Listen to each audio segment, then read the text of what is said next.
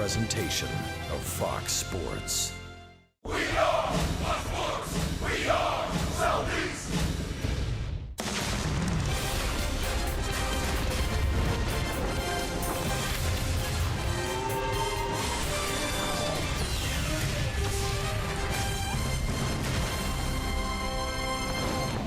Here in Miami, Florida, it isn't March and it isn't basketball, but it is the Final Four games of this 2017 season, and the Braves have something for which to play.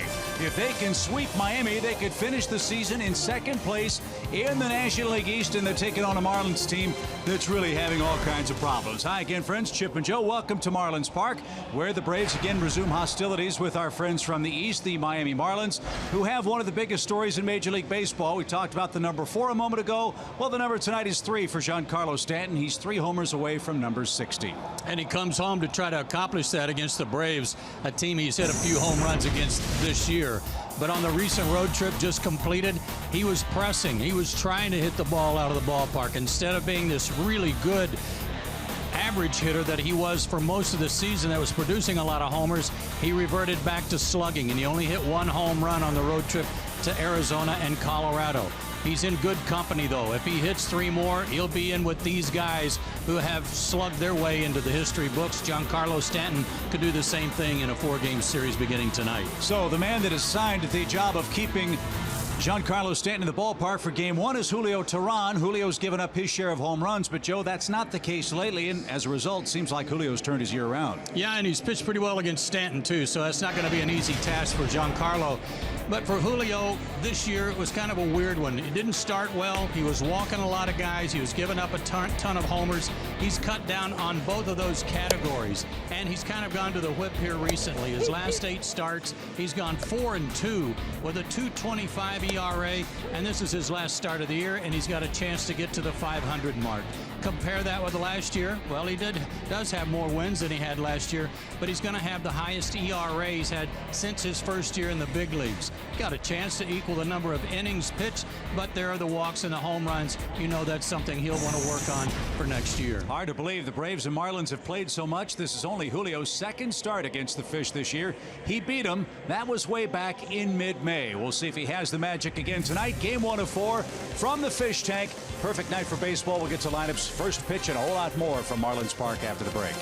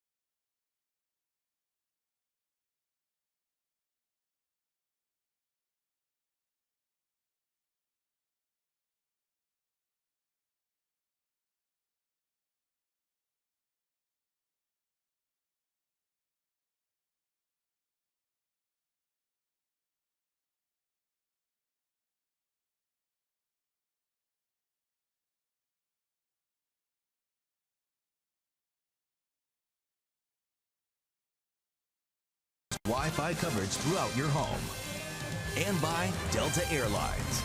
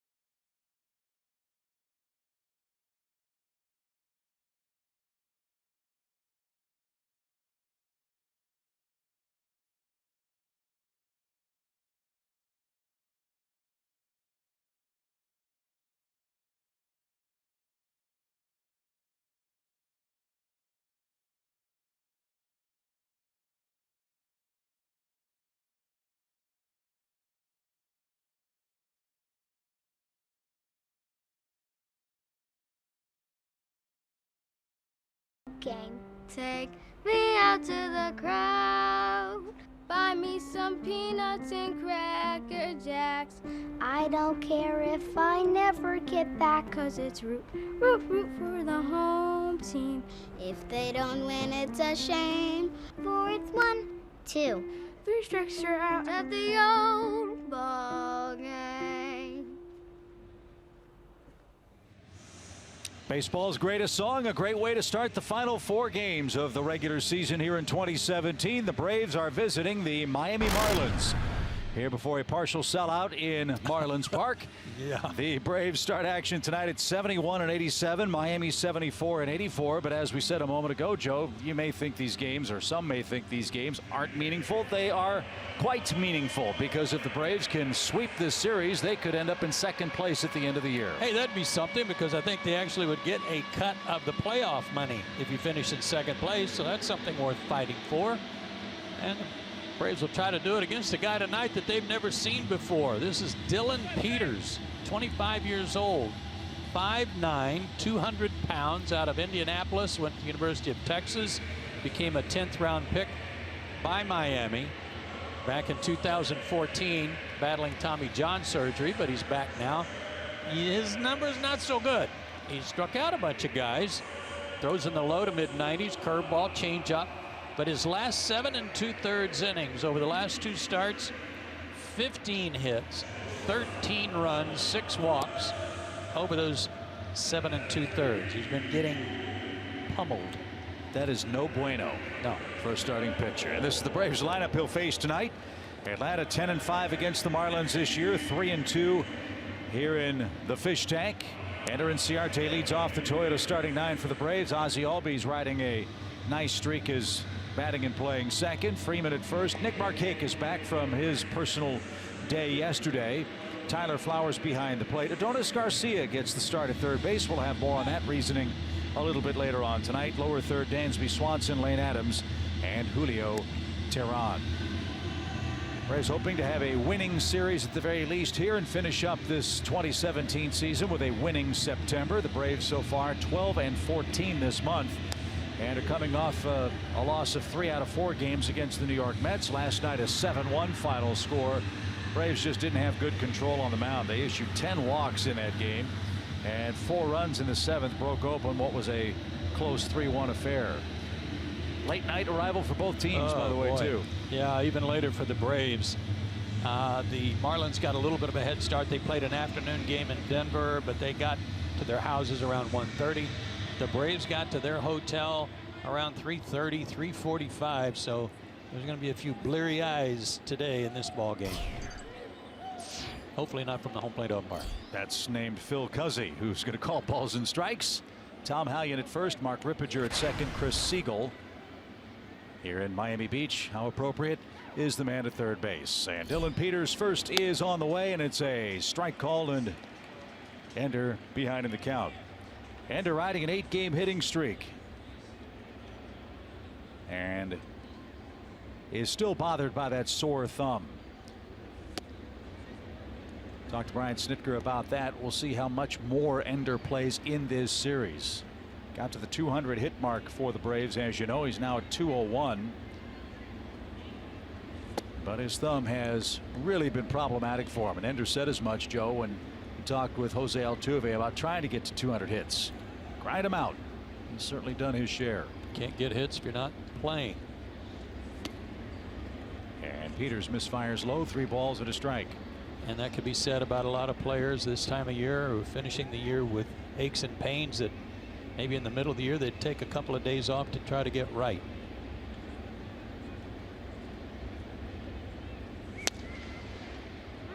There's a good live fastball, and Peters has a full count. Left-hand hitters have worn this kid out. He's allowed 10 hits and 19 at bats to lefties. That's kind of hard to believe. Yeah, it is. And he had good numbers in the minor leagues too. He was pitching great in their system. 7-3 with a 1.57 ERA, and that's after he missed some time at the beginning of the year when he got hit with a line drive, broke his thumb, his left thumb. So another payoff pitch is up and in, ball 4, and Inciarte's aboard with a leadoff walk. As you said, this is the Braves' first look at Dylan Peters. I'm guessing the man that's in the batter's box has seen him, and that's Ozzie Albies. Peters faced the Mississippi Braves 3 times this year and was brilliant against them.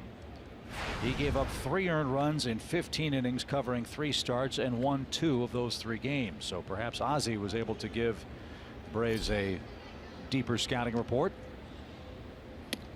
As that one's up and away to the Braves second baseman. Ball 1. Ozzie's having a good road trip. 5 for his last 9 and 6 for 17 overall. His average bumped back up to 281.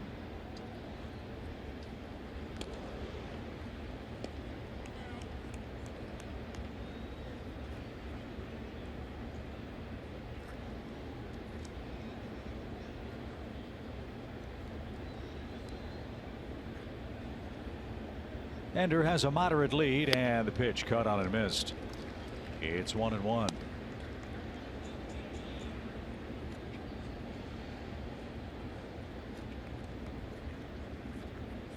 Hit that home run to right field off the facing of the second deck at Citi Field. 6 for 26 against the Fish this year.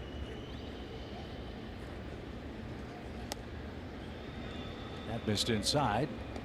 And 2 balls and a strike. Again, for the Marlins, who are 74 and 84, they did an amazing job hanging in the wild card race as long as they did, with really tough luck with their pitching staff. They had a lot of holes to try to fill, and they had a lot of ineffective starting work as well before finally succumbing last month. And this month too, it hasn't gone well either. They are limping to the finish with an 8-17 September record, and their bullpen's blown 7 saves. Hard hit ball to third. Dietrich to second for 1. Gordon the turn, beautifully done, and it's an around the horn twin killing off the bat of Ozzie Albies.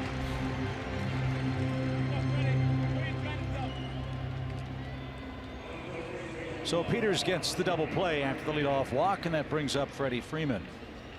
Well, that was pretty slick after throwing as many balls as strikes to the first 2 batters. He got a little help from his defense.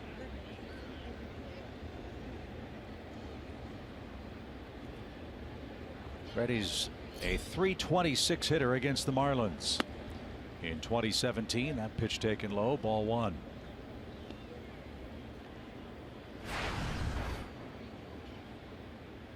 Freddie's 3 for 16 on the road trip, but he's not been 100%. Read something the other day that flu bug that set him aside for a day or so, he lost 9 pounds. Wow.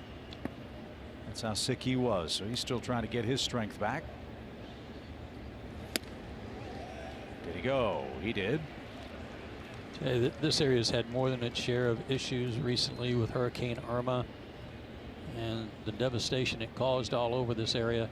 People got a lot more to worry about than baseball, but very few people here tonight. That's hit past Bohr and into right field for a 2-out single. We were looking at some close-ups of the grass when the pitchers were playing catch, getting loose, getting ready to go warm up, and the areas especially down the right field line in the corner, left field line in the corner, both teams' outfielders are going to have to be very careful when they start charging balls, because those areas, especially the outfield grass, you can see a lot of sand on the ground. It is very sparse.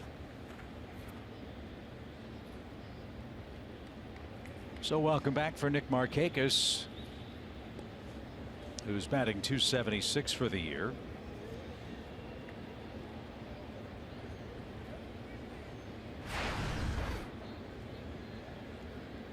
Nick was not with the team yesterday, had a personal issue to attend to. From what we understand, everything's fine, and good to have him back in the lineup tonight. Game number 159 for Atlanta, game number 157 for Nick. Amazing. And 75 RBIs for him on the year. That's taken low, and it's an even count.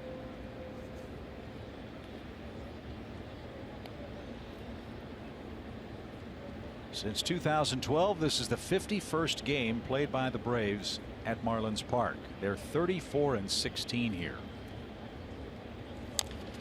And a bouncing ball to the mound that kicked up some sand on the way to the pitcher. And Peters works around a walk and a single to retire the Braves in the top of the first inning. Julio Teheran is on the mound next.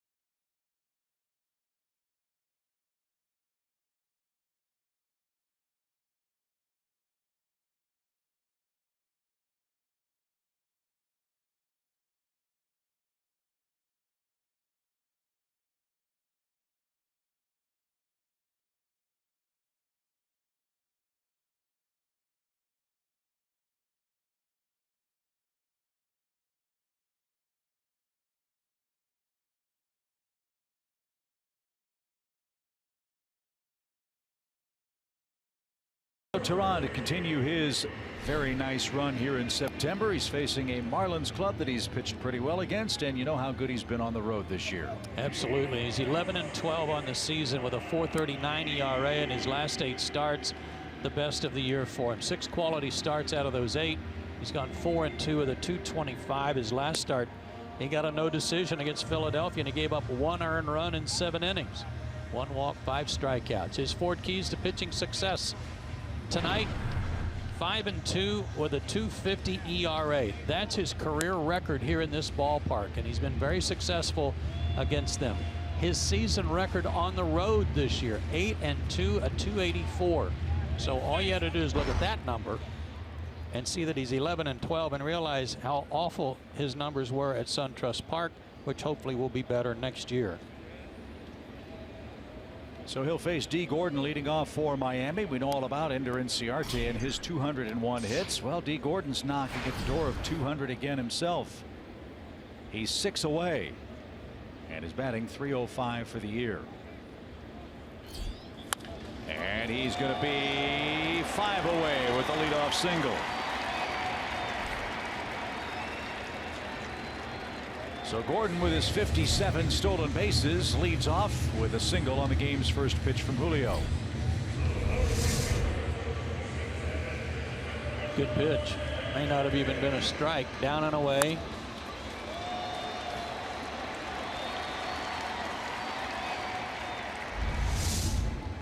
Something else to keep an eye on. D. Gordon is eyeing the stolen base championship in the National League. He started action tonight, 1 behind Billy Hamilton of the Reds. Billy with 58, D. Gordon with 57 steals on the year. And now Giancarlo Stanton's first crack at homer number 58 tonight. As Joe said, he did not have a particularly good road trip for the Marlins. And he just took a strike. That may be the best pitch he gets this at bat. On the road trip, I was told that teams pitched him differently. Arizona and Colorado, they didn't give much to hit. He'd get ahead in the count and then think, okay, well, this is my opportunity here. Overswing, try to slug, and no success. So Giancarlo, with 24 at bats on the road trip, had 5 hits. And enters action tonight with a .276 average with 126 runs batted in. 3 behind Nolan Arenado of Colorado. But 6 homers against Atlanta this year.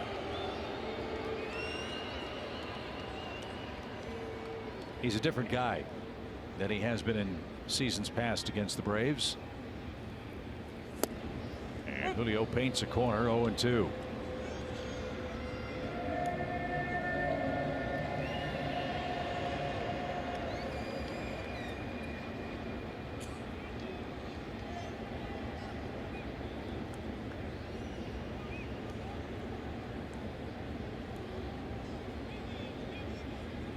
Runner goes. Stanton pops it up.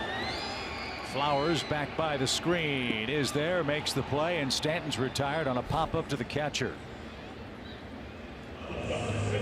So Julio continues his good luck against Giancarlo. 1 on, 1 out for Christian Yelich. Boy, did that fastball move right in on his thumbs too. Great pitch.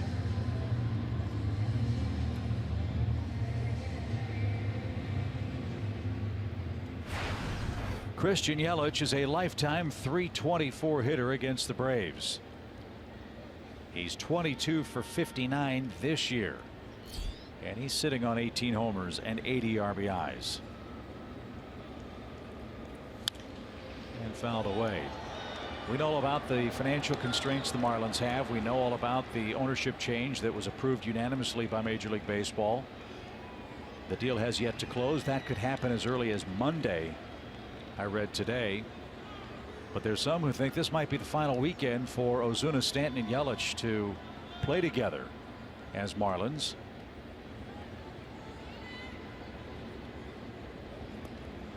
Yeah, that payroll will be slashed. Try to make up for some of the red ink they were swimming in this year.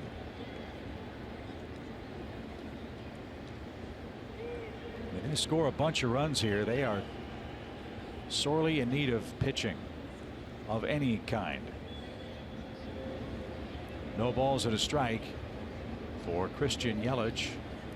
Runner goes, and a bouncing ball to first. There'll be one play. It is 2 first. And sending Gordon keeps Miami out of a double play. He's at second, 2 outs, and Marcell Ozuna the hitter.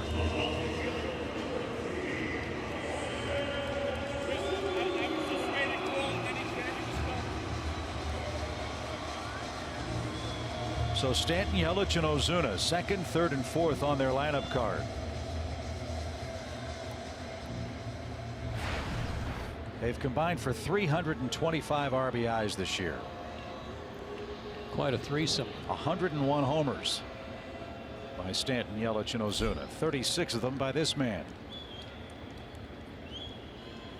And he's hit 3 in his career against Julio. And the first pitch is strike. We noticed in Atlanta the last time we saw these guys that he wasn't throwing real well, and he used to have a pretty good arm. But I've been told that he struggled with a sore shoulder most of the year, and it started in spring training. So it might be something they have to address in the offseason. Well, think about it. This guy can hit good pitching. That is one thing that is said about Giancarlo Stanton. He wears out mediocre pitching. Not so much good pitching. 1 ball, 1 strike from Tehran, and up and in. So you're a general manager scouting the Marlins, and you have your choice of acquiring Stanton, Yelich, or Ozuna. Put them in order for me. You mean like if it's a yard sale, which part of the yard do I go to? Yes, your choice is left, right, or center. Yeah, I'm going to center field. I'm going to center field and Christian Yelich. 2 balls and a strike.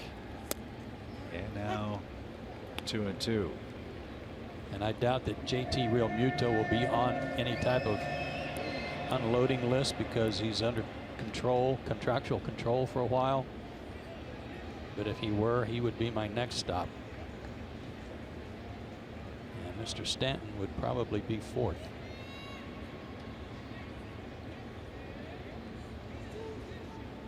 Two balls, 2 strikes.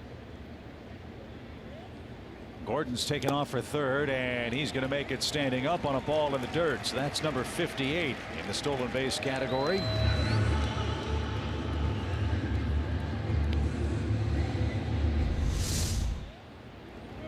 Cooley didn't look at him. He took advantage. Tehran's so good normally at holding runners, but not that time. So 58 for Gordon. Have to be careful here with a full count. And it's popped up into left field. And Lane Adams is there, puts the squeeze on that, and D. Gordon is left stranded at third base in the bottom of the first inning. No score. We're underway in Miami.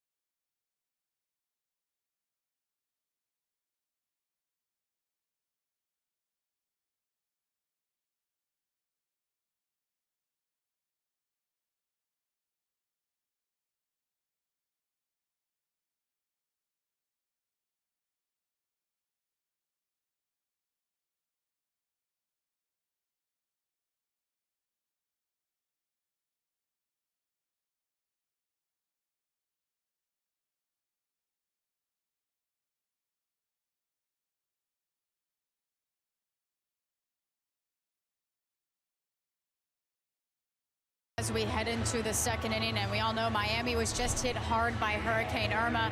Luckily, Marlins Park made out okay. I've been told by team officials that Marlins coaches and players' homes made out okay, but the Marlins are doing their part to help out those people who were not as fortunate as that. So they announced on the 15th that they were giving free admission to all first responders and Monroe County residents. Now, Monroe County is the Florida Keys, and the Keys were hit directly by the eye. But Chip and Joe, we saw what the Marlins did when they were hit and playing in Atlanta, allowing their team to bring the families with them on the charter, and doing this. They're really doing their part to shine a little bright spot on those people who were affected. Yeah, there were a lot of people affected, Kelsey. We even saw evidence of that just making our way to the ballpark this afternoon. Obviously, we got in the early hours this morning under the cover of darkness. We couldn't see the, shall we say, the foliage that was down, the damage that thousands of trees. The windblown trees were strewn everywhere. Whole parking lots over by Key Biscayne were filled up with down trees and leaves being converted into mulch. Still standing water in a lot of areas as well. And yeah, that's a class act thing by the Marlins to open their doors to so many of their fellow Floridians as they try to clean up from Hurricane Irma. Tyler Flowers pops it up right side over by the Braves dugout. Bohr gives chase, but he'll run out of room. That's going to ricochet into the Braves dugout, and Tyler Flowers now a 1-2 count.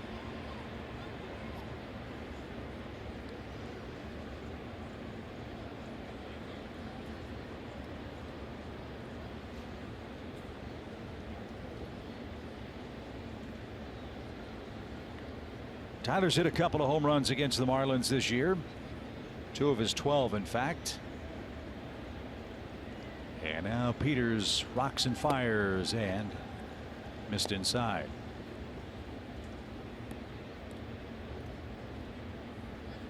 Talk so much about the potential trades of some of their offensive players for starting pitching. It's a glaring need for the Marlins this year.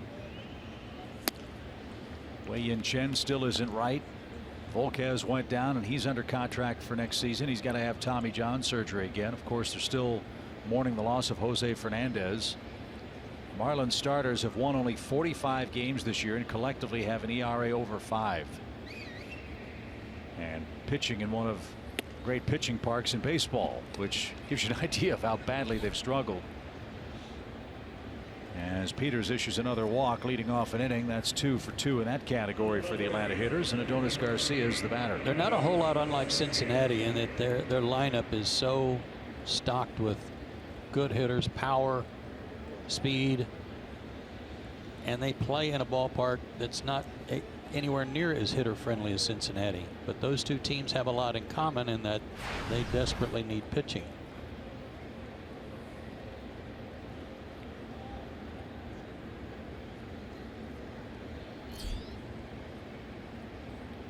So Adonis Garcia gets the start at third base tonight for the Braves, hitting .237 for the year. Tyler Flowers measures off his lead, and the pitch is in for a strike. It kind of was a curious lineup tonight for Brian Snitker, and we asked him about that before the game. Why is Johan Camargo not out there, for example? And Brian's answer was very reasonable. As this ball's bounced to the left side, Peters pounces, slipped as he threw, and made a nice play to get Garcia for the first out. Brian told me before the game that Johan Camargo's knee that had that bone bruise still isn't right. There's just not a whole lot of strength there, and he's noticed more on the base paths than anything else. And rather than risk more severe injury for Camargo, they're going to limit his playing time to brief stretches, maybe some late game defensive work, pinch hit appearances. So Garcia and others will get the bulk of the playing time at third base this final weekend, it would appear. I talked to Johan before the game. I said, how are you feeling? He said, good. And I said, knee okay? Yes. It's okay. I'm just checking, maybe find out if that's why you weren't playing. He said, no, I'm okay. But he's not. He just wants to play. Sure. And we've noticed that at various times when he's running the bases, especially, that he's not as aggressive rounding the bag after a base hit. One of the coaches told me that the error he made in New York the other night was an example of him not being able to move the way they're accustomed to seeing him move.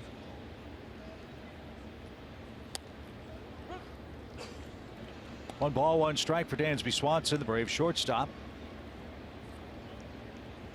Dansby's got 6 homers, 49 knocked in his rookie season.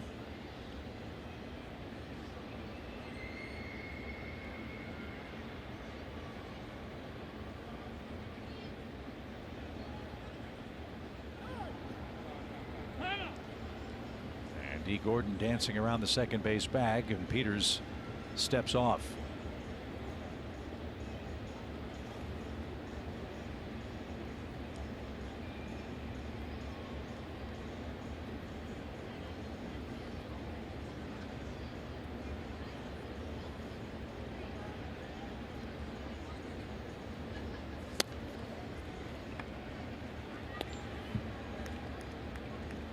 .31 pitches, 16 balls.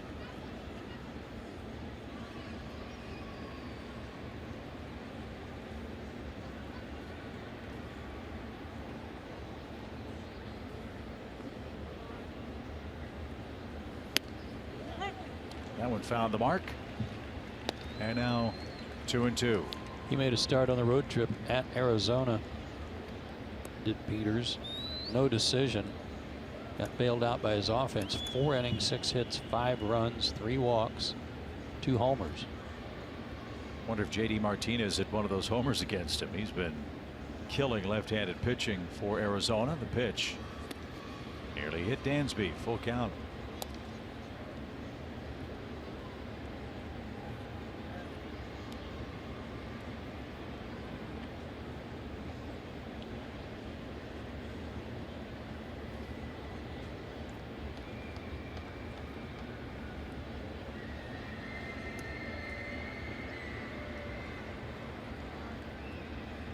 The payoff is cut on and missed. Dansby didn't get a breaking ball, and Peters has his first strikeout in the second out of the second inning.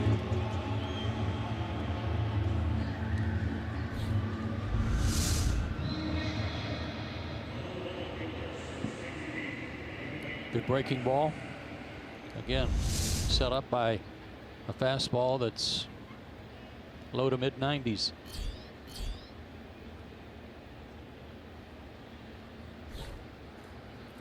So Lane Adams is the batter.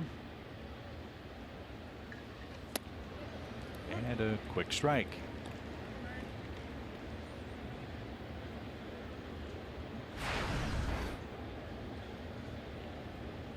Lane had a good series in New York, 3 for 6.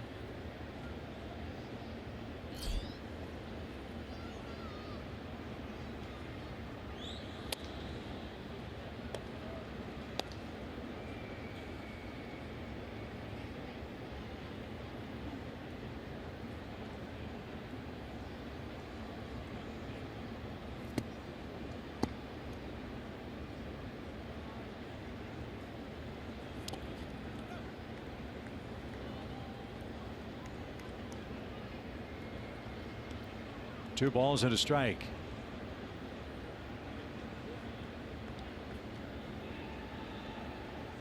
Peters listed as the number 5 Marlins prospect by Baseball America at the start of the year. Miami took him in the 10th round in 2014. He was coming off Tommy John surgery, so he really fell into the Marlins' lap that deep into the draft. He must have been highly thought of to be taken with the 10th pick. Prior to his injury, he was probably really dealing for the University of Texas. I know he had a no-hitter in college against Kansas State.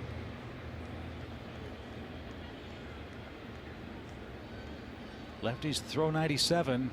Pretty valuable pieces. So Marlins are hoping this kid can fill a spot in the rotation, which has been in a state of flux for the last couple of years, quite honestly.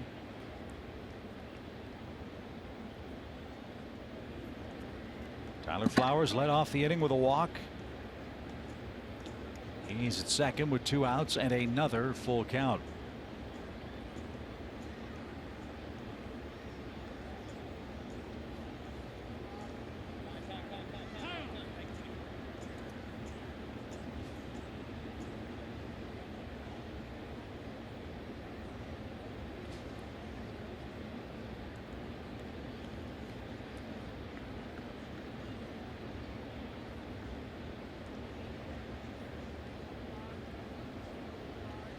The payoff is bounced foul. It'll stay foul. We'll do it again. 3-2. Interesting series in the American League tonight. Houston's playing the Red Sox. Houston with 98 wins, Cleveland with 99 wins, Boston with 92 wins. If things stay the way they are with regards to those records, Houston would play Boston in the first round of the playoffs. So they finish up the regular season and they could start the first round of the American League playoffs against each other. I don't think they're going to be trying anything new and different against each other. I think so. A real quirk in the schedule. And a swing and a miss takes care of Adams. And that's back-to-back strikeouts for Dylan Peters. No score. We head to the home second in Miami.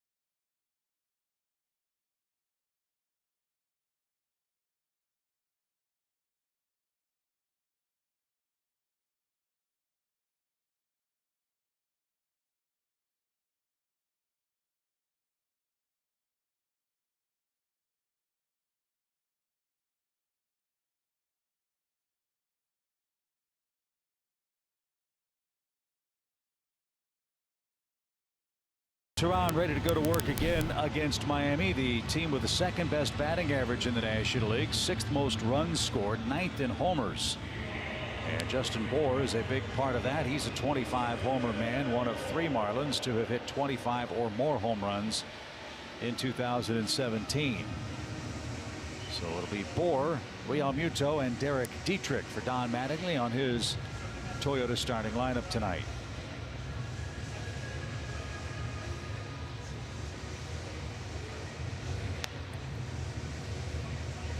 Julio gave up a leadoff hit to D. Gordon to start the game, retired Stanton, Yelich, and Ozuna in order, and left Gordon stranded 90 feet away.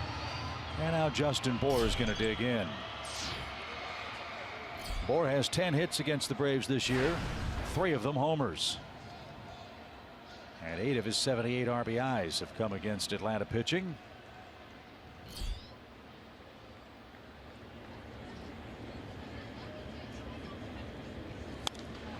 And the first one's popped up. A shift is on. And that one's going to bounce off the top of the Marlins dugout roof and into the seats. Where a Chipper Jones fan caught the foul ball and looked like he didn't drop a single nacho. No, it's not nachos. It's just a funny hat. It's a funny hat. Looks kind of cheesy. Yes, it does. I think we've had enough excitement with nachos for 1 year, haven't we? With Cubs and Cardinals the other day. It's kind of fun. No balls and a strike. This guy's put up good numbers despite missing about a month or 6 weeks with a bad ankle. 25 homers, 78 driven in, 3 homers against the Braves again.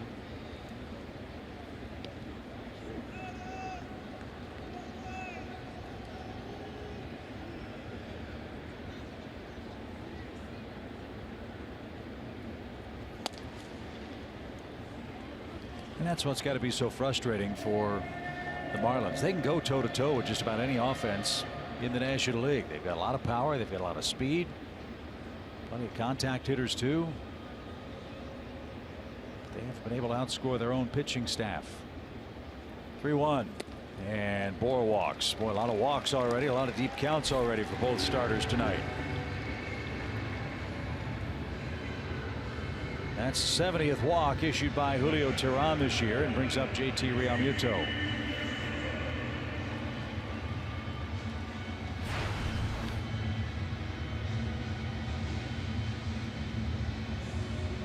Solid year for him.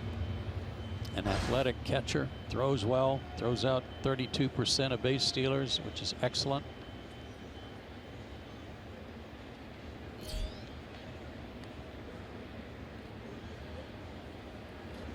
This ought to be an interesting matchup. Julio Teheran has struggled pitching at home. JT Realmuto has struggled to hit at home. He's got a .220 home batting average as opposed to .317 on the road. That's kind of odd. This is his 64th home game of the year. The pitch. He's in for a strike. Not a ton of strikeouts for him, just 28 in 218 at bats. But not nearly the same devastation at the plate away from Marlins Park. Yeah, but that's an excellent strikeout per at bat ratio. Anybody at this level that's about 1 for every 10 at bats, that's amazing. In an era where 1 out of 4 is almost accepted nowadays. 1 ball, 2 strikes. He didn't offer there. It's 2-2. Julio has not come out of the gate real sharp tonight, but he's been in the stretch for most of it. D. Gordon singled on the game's first pitch, and he's walked Bohr to start the second. Now it's 2-2 to the catcher. And a ground ball. Dansby can't get it. It's under his glove and into center field.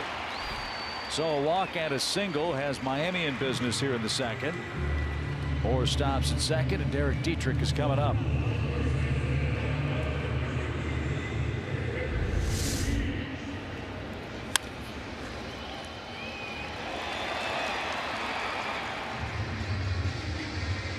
I don't think Dansby saw that off the bat real well. Julio got a ground ball, thought he might get a double play out of it. So all hands are safe for Derek Dietrich, who's got a career high year in homers, 12 of them.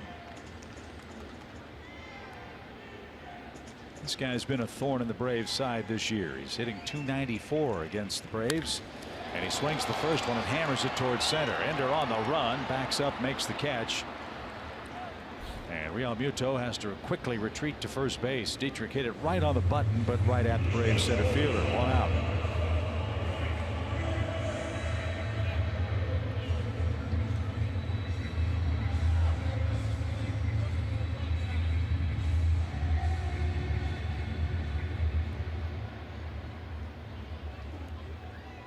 So Mike Aviles, the shortstop, batting .238 for the year.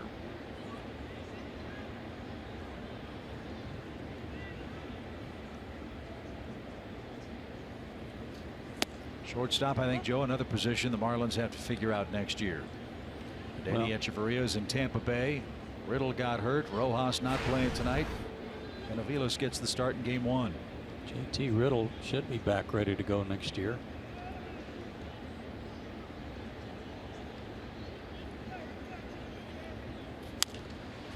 Lifted into shallow center. Ender is streaking in, still coming, now makes the grab, and Aviles pops out. Aviles only got 1 at bat on the road trip, and that was as a pinch hitter.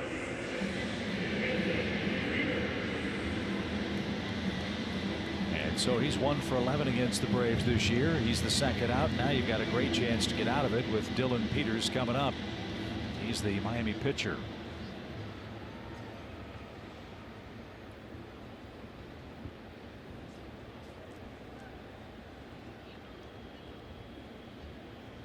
Peters is 0 for 7 with 7 strikeouts.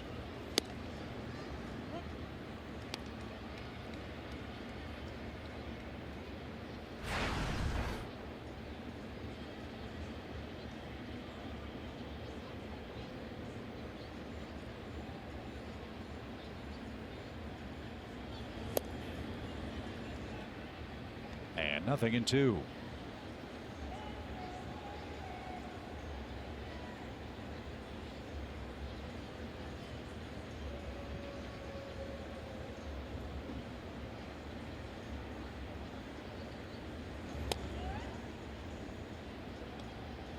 That was a good try just to see if he would actually swing at anything you threw up there.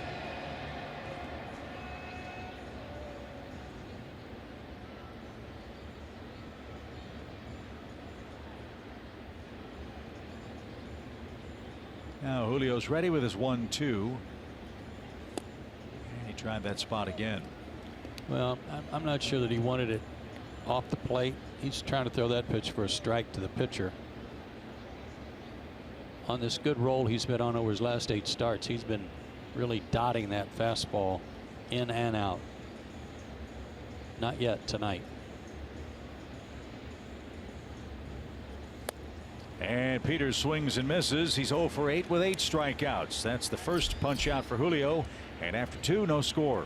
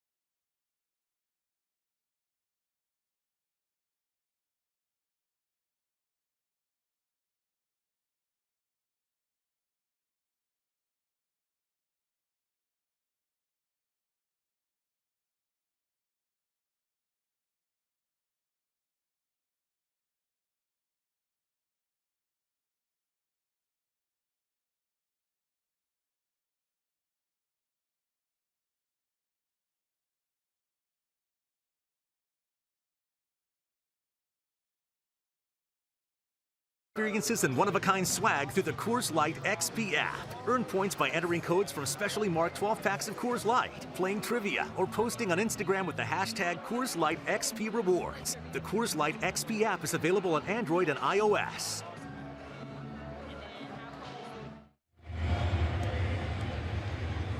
Time for the 3rd inning. No score. Braves and Marlins. Game 1 of the final 4 of 2017. Here in the 3rd inning, Julio Teheran will lead off. Ender Inciarte and Ozzie Albies. The trio up against Dylan Peters is about to begin his 2nd trip through the Braves lineup. He's issued 2 walks, both of them leading off innings, but the Braves have not been able to cash those in.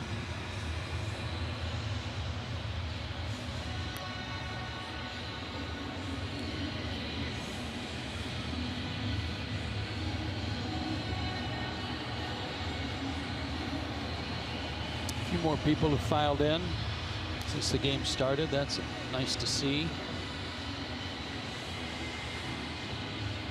A lot of headlines made this week.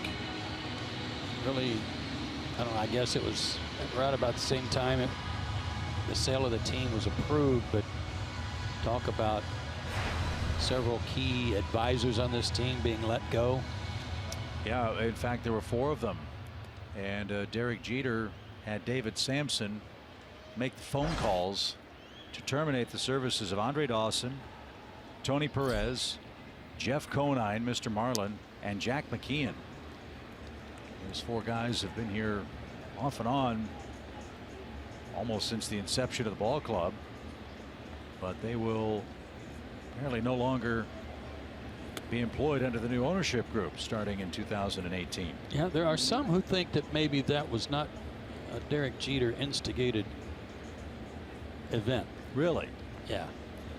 That it may have been discussed going forward, but that it was taken upon the president of the team took it upon himself to go ahead and do it. And the president of the team, David Sampson, also will not be back next season. As Julio swings and misses, that's 3 straight strikeouts for Dylan Peters. And 1 man down. Hey, look, this is a great baseball town. These are very passionate people. And when I say a great baseball town, they will come out and support a winner. And more than anything else, I think, Joe, they want to have a team that they can rally around and know is going to be together for more than 2 or 3 years. And whether it's Jeffrey Loria or Wayne Huizinga, previous ownership group here, as soon as the Marlins got good, they trade off their assets because they couldn't afford to keep them. Whether it's the teams that won World Series and weren't able to defend the championship, trading Miguel Cabrera, and now the new ownership group has the unenviable task of figuring out who they can afford to keep when they take over. I mean, that's a real mess.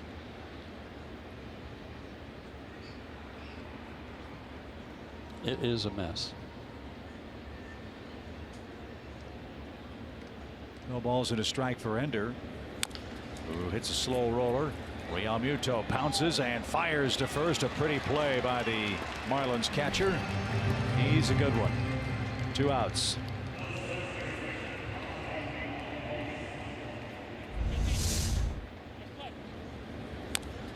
They called off Peters,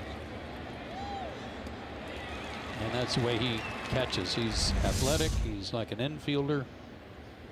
Plays a little first base for them from time to time.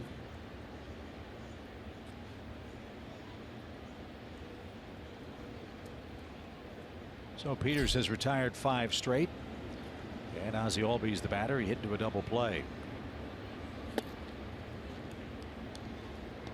I asked some Marlins people before the game tonight, who's going to be the general manager here? Is there going to be a Grand Poobah baseball executive? And a name that was bandied about was Joe Torre, who's currently working in the Major League Baseball front office. He could come in and be sort of a John Schuerholz-like personality for the Marlins ball club and oversee the baseball operation. First, the 2-0 pitch. We all know about his relationship with Derek Jeter. That's a no-brainer. And Don Mattingly. And Don Mattingly. Good point. And would Joe Torre and his success give enough cover, as it were, for the franchise to make some very difficult player and financial decisions? Have to wait and see. Ground ball to short. Aviles loads up and throws out Ozzie, and it's 3 up, 3 down. 6 straight retired by Peters. Top of the order coming up for the Fish. No score.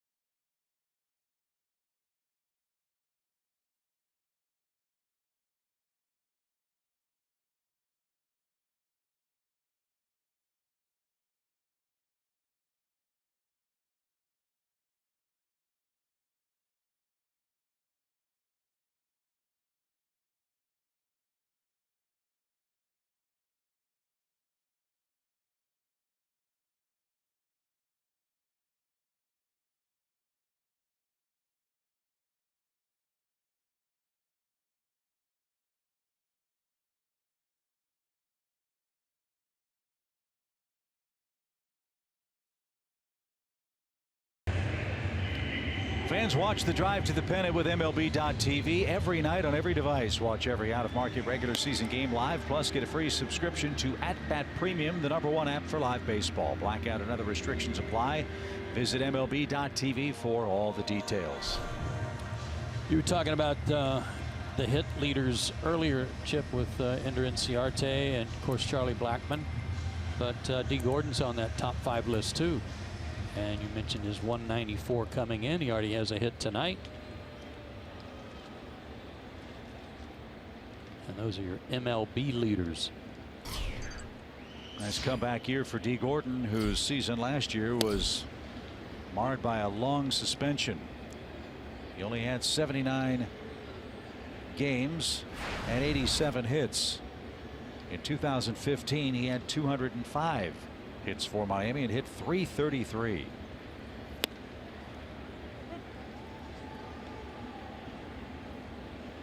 He was suspended 80 games after being found in violation of baseball's Joint Drug Prevention and Treatment Program. And out of play foul. It's still 0-2. His dad is, I should say, Tom Flash Gordon, terrific major league pitcher.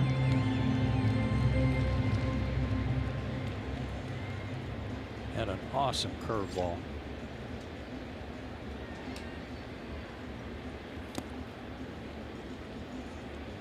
There's one from Julio that missed. 1 ball, 2 strikes.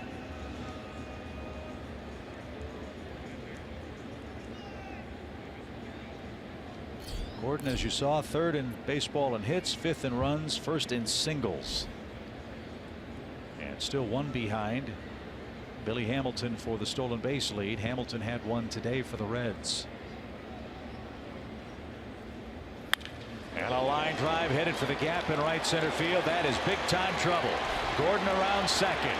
He's on his way to 3rd. Ender got to it as quickly as he could. And it's going to be a stand-up triple for D. Gordon.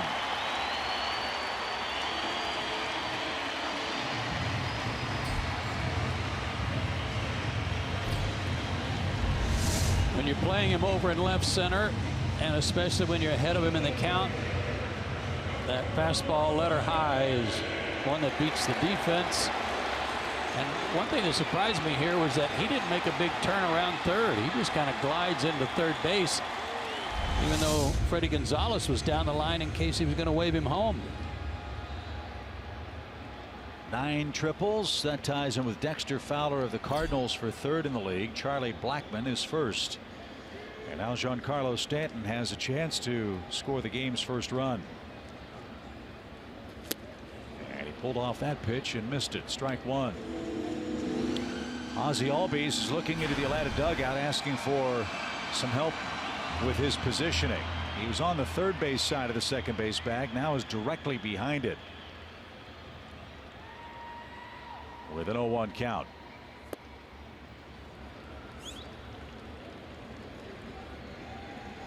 And he's sort of has to get on one side or the other of the bag just so he can see the hitter. He can't stand right behind the base, thereby being right behind Julio. 1 ball, 1 strike.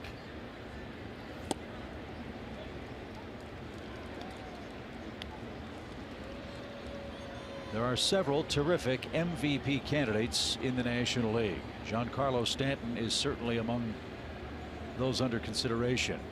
57 homers, 126 RBIs. Ooh.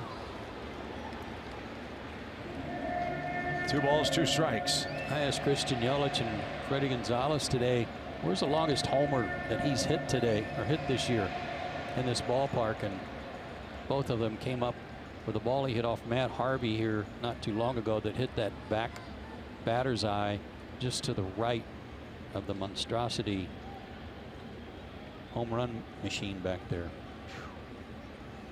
2-2. That one pops away. That's going to bounce toward and into the Braves dugout. No chance to defend that. D. Gordon trots home, and it's 1-0.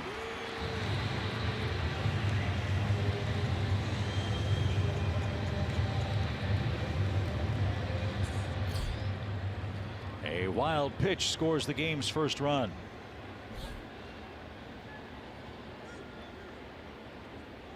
And another full count, this time for Giancarlo Stanton.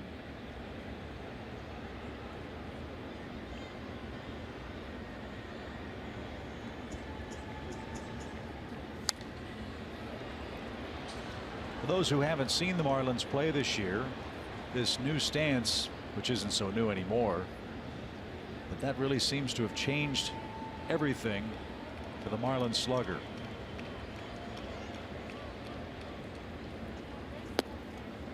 That's a pitch that year after year against the Braves he would pull off, swing and miss by a good foot. Now he's taking his walks and he's able to drive that ball to right field with power too. It's a struggle for Julio tonight, though. He's not able to locate like he has been. Like with Gordon, when he got ahead of him to put him away, he wasn't able to make a pitch with a slider at first and then the fastball that was belt high.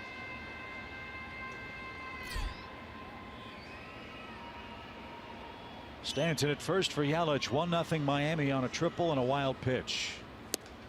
And not too far inside.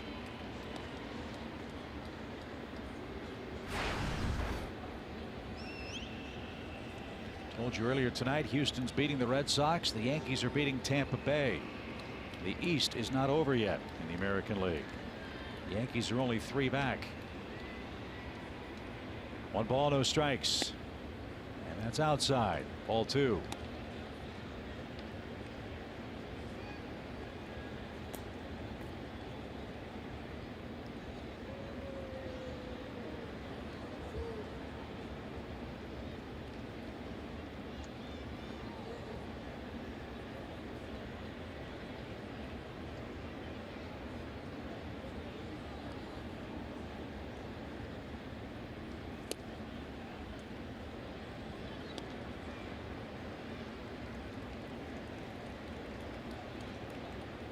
Julio only walked 1 in his 7 innings against Philadelphia his last time out.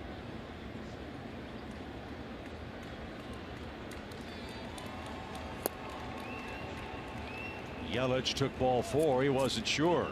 No, he hesitated too. So back-to-back walks. 3 in the game, 2 on, nobody out.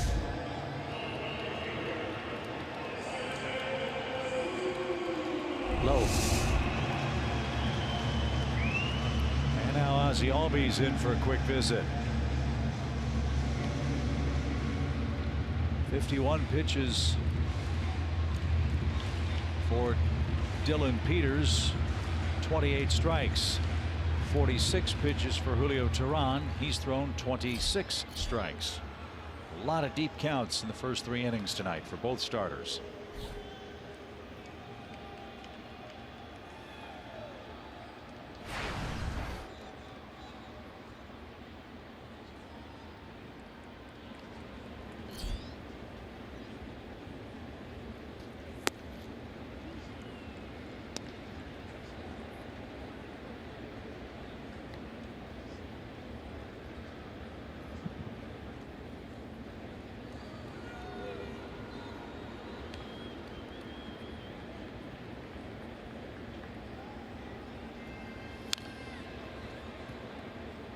Now it's even, a ball and a strike. I was asking about Ozuna today and what kind of player he is for them in the clubhouse, and nothing but rave reviews all around from people.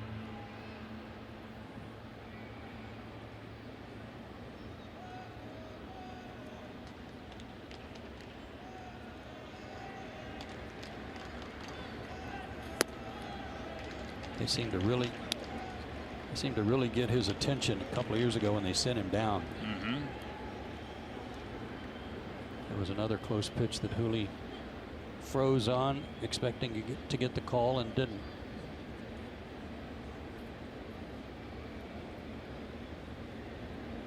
Boy, Ozuna better not hit one off the trademark. The ball might stick to his bat. Yeah. See how thick the pine tar was on? Man, oh man, pitch. Did he go? He did not. It's 3-1.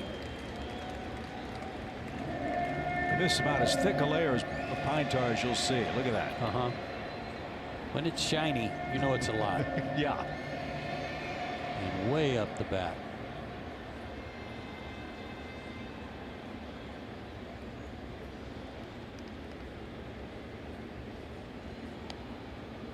Dangerous pitch here. 3 balls and a strike. And Julio got that one over for another full count. 3-1. Sometimes you can gamble and look for something other than a fastball, but that time Ozuna got a fastball right down the middle.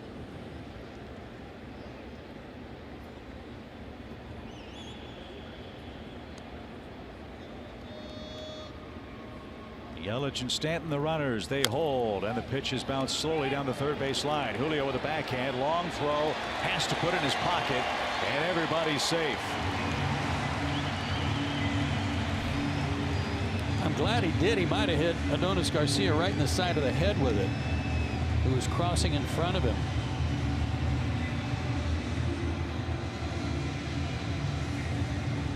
So not much going right for Julio in this inning. A leadoff triple, a wild pitch, back-to-back walks, and now an infield hit.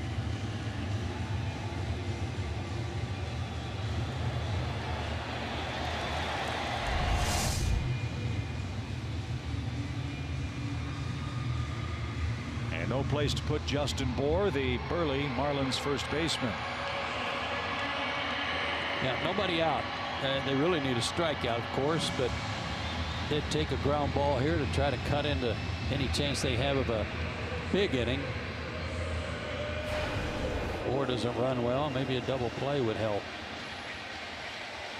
But he is always eager to hit with the bases loaded, as you saw.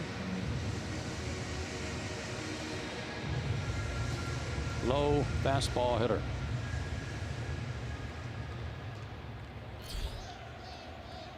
Guy's hitting .320 this year with runners in scoring position, by the way. And he's got 3 Marlins aboard with nobody out, and Miami's already in front.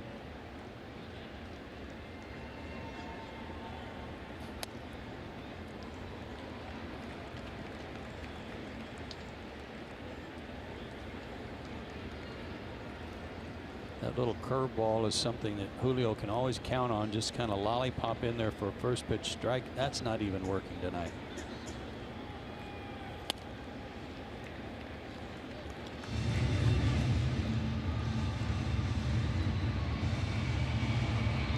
Two 2-0.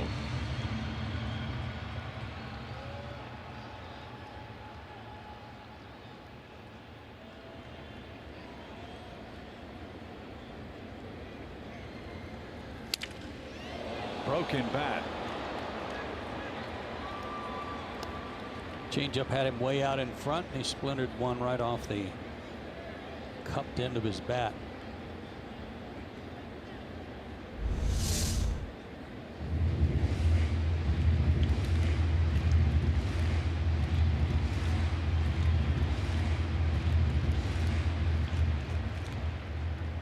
So Bour's got a different model now. This guy is an old-time looking hitter. Sure makes his bat look short, doesn't he? Toothpick, yeah, doesn't it?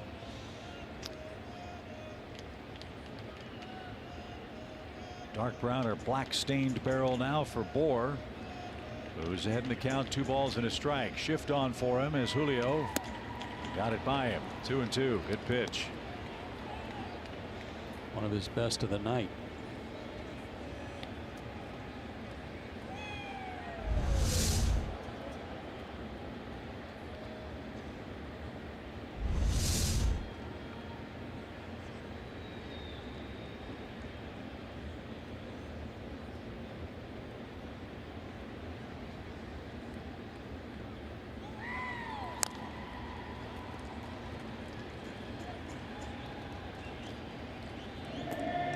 It's the kind of guy that when you watch him swing, because he is so huge, you think he's just kind of a one-dimensional guy. He's just trying to lift and hit it out of here, but good average. good numbers against the Braves in his career. .357 average this year against them.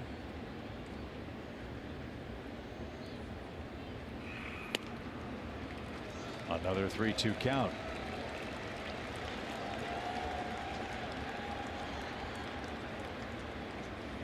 Stanton at third, Yelich at second, Ozuna at first. Bohr has already walked tonight.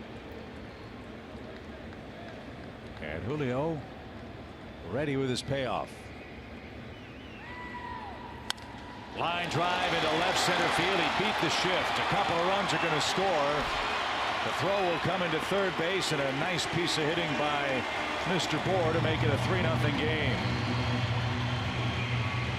Again, I don't think it was a strike, Chip. D. Gordon got a base hit leading off the game on a pitch that was off the plate and down. And now on a 3-2 count, he just reached out and hit it to beat the shift. That wasn't even a strike. Got a backdoor slider. So Bohr up to 80 RBIs. Still nobody out in the inning. Miami has scored 3 times, and JT Realmuto's coming up. Another example of how Bohr is not just a back foot slugger.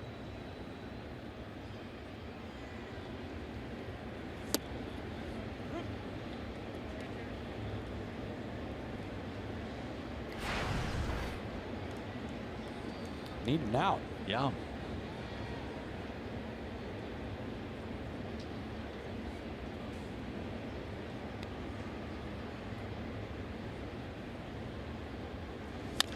Bouncing ball toward third. It's a foul ball. Julio's thrown over 30 pitches in this inning. 31 to be exact. And still nobody out. 3-0 Miami, the lead in the third.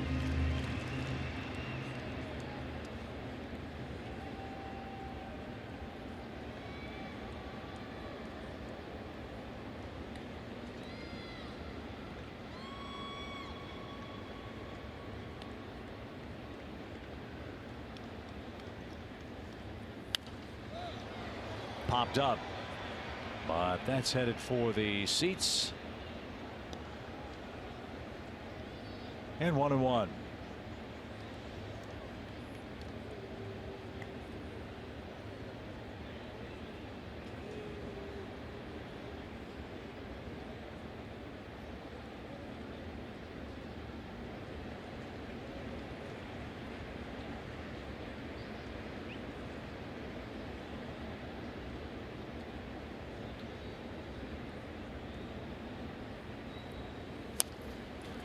A swinging bunt. Flowers throws to first late. Everything going Miami's way in this inning. There's another case, though, of a ball that was, I don't know if Tyler got some dirt up in his face. He didn't come out from behind the plate for quite a bit on this. Oh, that's what it was. He went down to block it. And you can see then he came up to get it. He didn't even know where it was at first. So 2 infield hits, 2 walks, a triple, a 2-run single for Miami, and they've got them loaded again.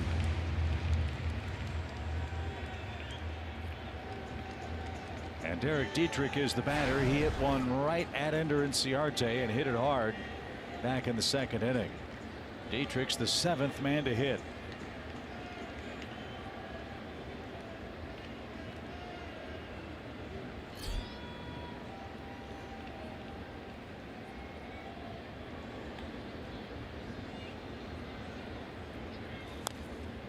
And fouled away for a strike.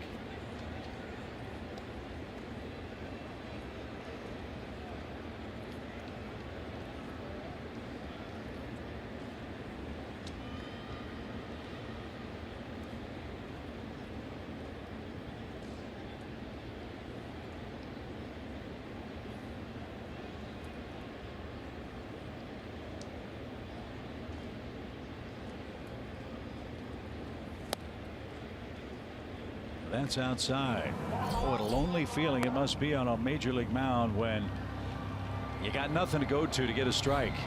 Well, and even when you throw one that's not a strike, they turn into hits. Right.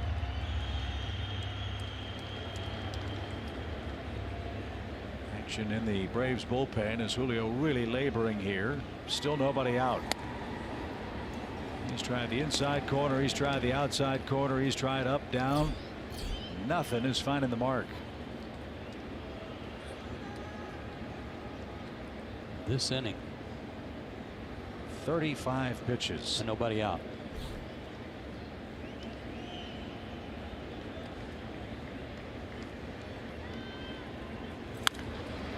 Lifted toward left. Lane Adams is there. Ozuna's going to tag at third. He's going to come home. And it's a sacrifice fly for Dietrich to make it 4-0.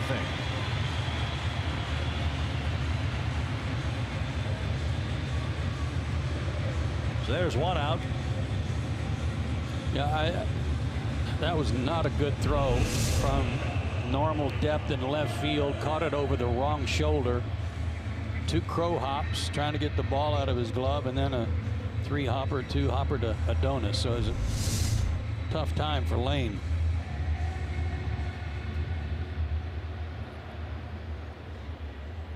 Can we have a do-over in this inning? A little rough, hasn't it? Here's Aviles, first and second, one out. He popped out to center. And that's a side that Julio's been missing pretty consistently with, arm side. This time inside to the right hand hitting Miami shortstop.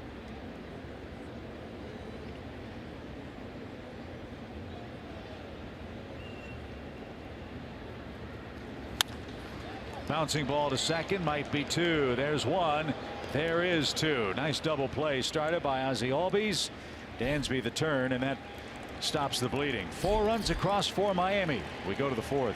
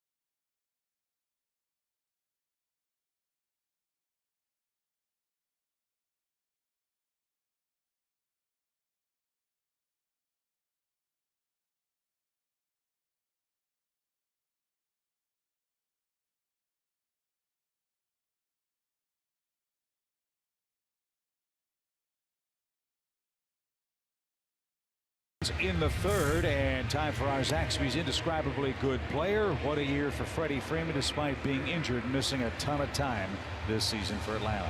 And 2 straight years with those excellent numbers on our Zaxby's. Chipper did it 6 straight years from '98 to '03. And Gary Sheffield, also a former Marlin, did it 2 years in a row when he was with Atlanta. So good company certainly for Freddie. Not easy to do.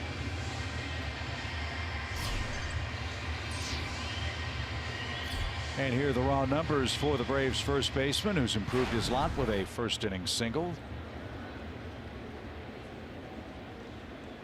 That single, his 4th hit on this road trip.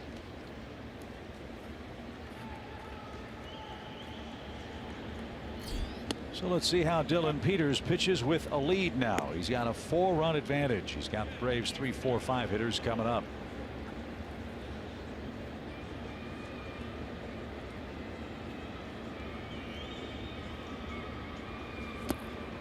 And taken downstairs.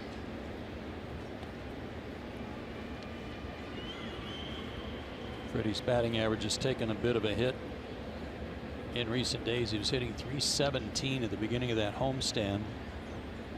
Came in hitting .309 tonight.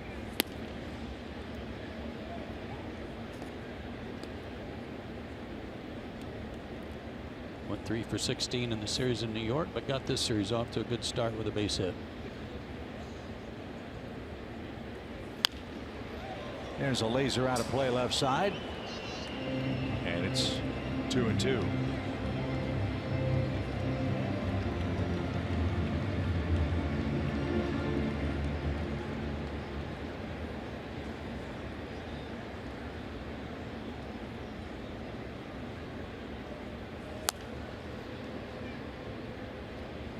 And a roller out of play again. So the count stays 2 balls, 2 strikes.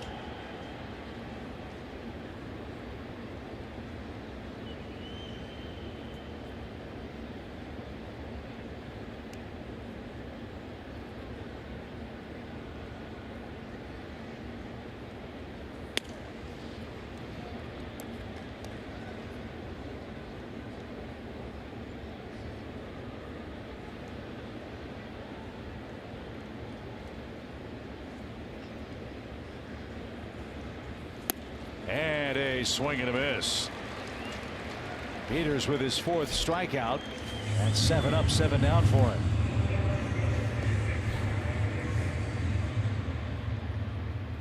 And that's 4 of the last 6 he's faced. He's struck out. It's a good downer curveball.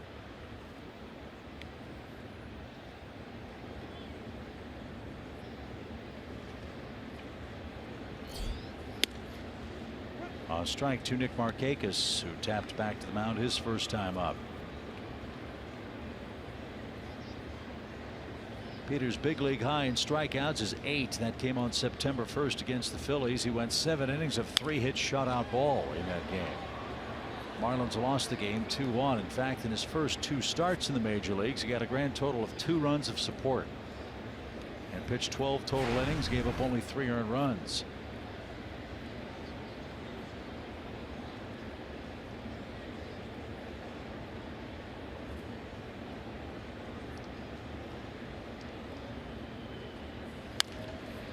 That 7-inning stint tied the Marlins team record for innings pitched in a major league debut, joining Justin Nicolino and Brad Penny. And he also tied the late great Jose Fernandez for the most strikeouts in his major league debut. In his first 2 games, he struck out 14. That was the 3rd most in their history in their first 2 starts, tied Dontrell Willis.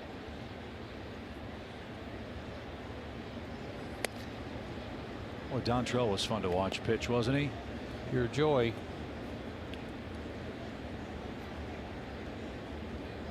Dontrell now doing great work for Big Fox on their Saturday weekend baseball pregame telecasts. The 1-2 nearly hit him. And 2-2 the count. It's kind of funny how things go in cycles. For so many years, the one thing the Marlins were known for was outstanding pitching. Beckett and Penny and Leiter and Kevin Brown, Dontrell Willis. I mean, on and on you go. And now they have this really good young offensive team, and they've either had unspeakable tragedy, or they've made some ill-advised trades, or guys just haven't pitched as well as they thought they would. That's another part of the problem, I think, that Miami's going to have to solve. Braves talk a lot about pitching being the currency in baseball. Well, currency of all types is and has been a problem for Miami. How are they going to get pitching in this organization, and where are they going to get it, and how heavy a price are they willing to pay to give themselves a chance to get some? It's all about scouting and finding the right guys, or if you so choose, going out and finding the guys that have a couple of 3 years under their belt and trying to get or acquire those people from other organizations. That second part, not that easy. Another 3-2 and sliced out of play.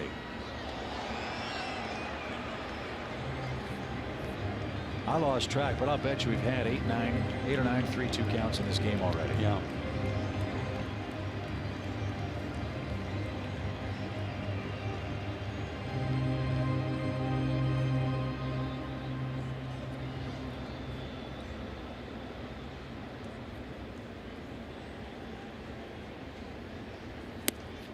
And Markakis takes a walk. And that's been about the only way the Braves can get a base runner other than Freddie Freeman's hit. And it's 3 walks for Peters, and that snaps his 7-in-a-row retired streak.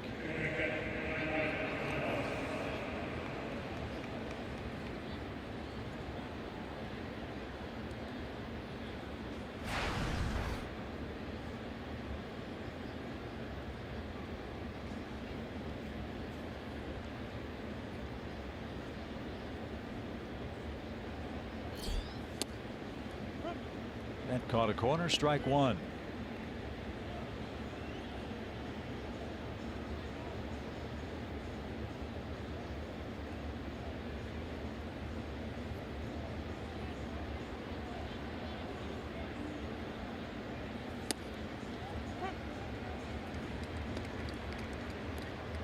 Same spot, same call, 0-2.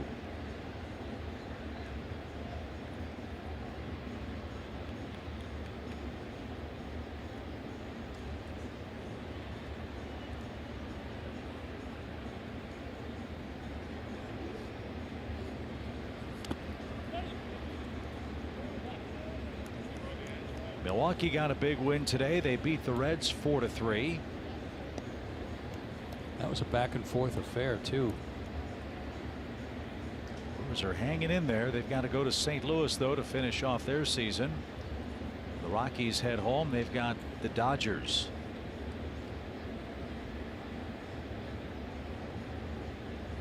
So Milwaukee is not dead yet in the wild card race. Colorado has some work to do, and you know the Dodgers would love to eliminate them. 1-2 pitch is up and away. And 2-2. Rockies certainly have a leg up on everybody, but either the Cardinals or the Brewers know that it would be not unfathomable for the Dodgers to go and sweep the Rockies with those 3 guys pitching they have lined up. And now we have just seen our 11th full count in this game. Brutal. Just brutal.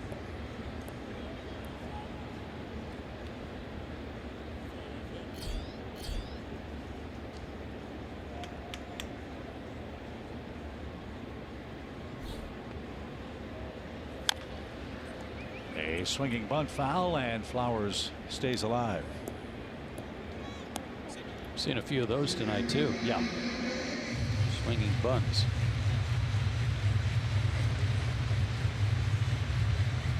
But we said at the outset of this game that both teams arrived in the wee hours of the morning. It's the 159th game.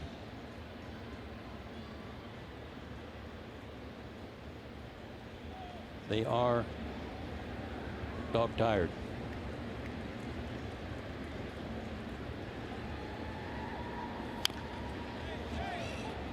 Into the Miami dugout. I can't think of a worse road trip for an Eastern team to have to make in the final weeks of the season with a banged up, depleted pitching staff than to have to go to Arizona and Colorado with the altitude and those high powered offenses. But that's exactly what the Marlins had to deal with.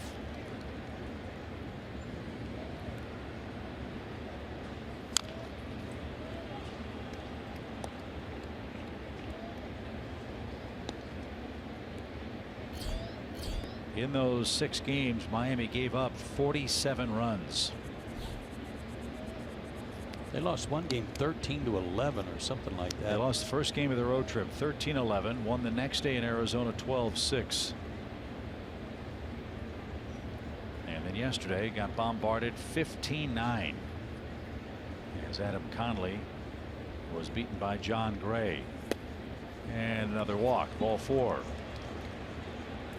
Well, as your dad used to say, if you like bases on balls, you've come to the right place tonight.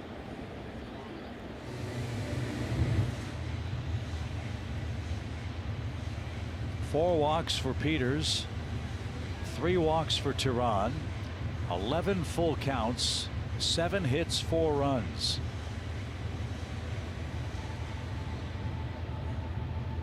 We've seen a total of 5 strikeouts so far as well combined.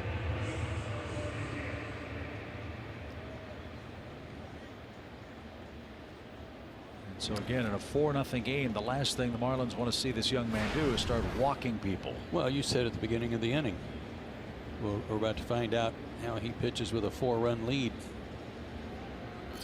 And he is still nibbling. Adonis Garcia bounced back to the mound in the 2nd inning. He's 0 for 1. Let's see Adonis get a couple more starts this weekend. As we mentioned earlier, Johan Camargo's knee just not quite 100%. The Braves don't want to risk injuring him. He can still play, he can still pinch hit, but Brian Snitker would prefer to not have him out there for 9 innings if he could avoid it. Adonis drives this one a mile high down the left field line near the pole and up into the seats foul. 1-1. Was that the foul pole you were referring to, or the Clevelander? I think that was the foul pole. I didn't know if I haven't seen the pole at the Clevelander yet.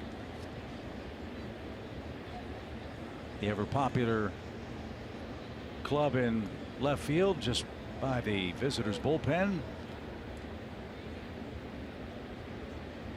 A couple years ago, that was the scene of one of our funnier in-game reports.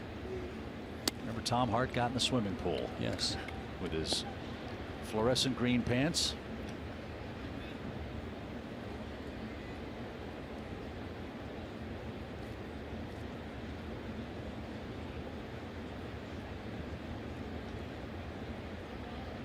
Two balls and a strike. There's a good pitch. 2-2. Tom's doing excellent work covering college football for the SEC. Wish him well and his family too. Great guy, terrific broadcaster.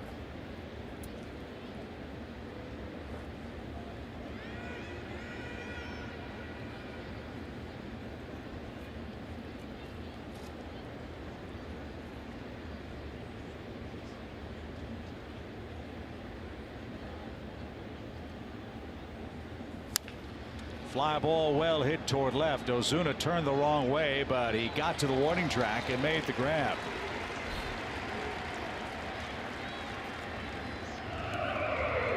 Adonis retired, 2 outs in the inning.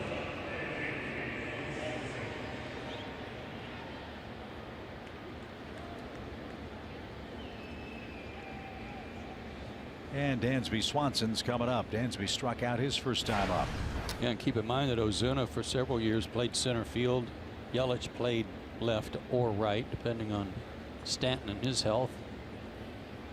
But a wise move by Don Mattingly and his staff to move Yelich to center and leave him there.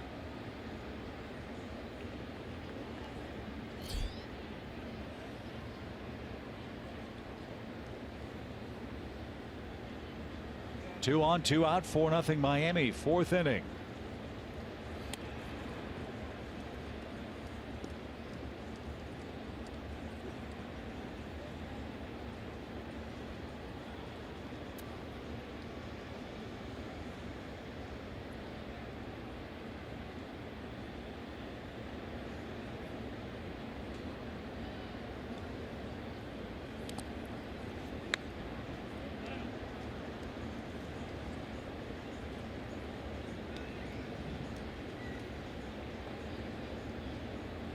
You didn't have a meeting or anything tonight, did you? Like a No.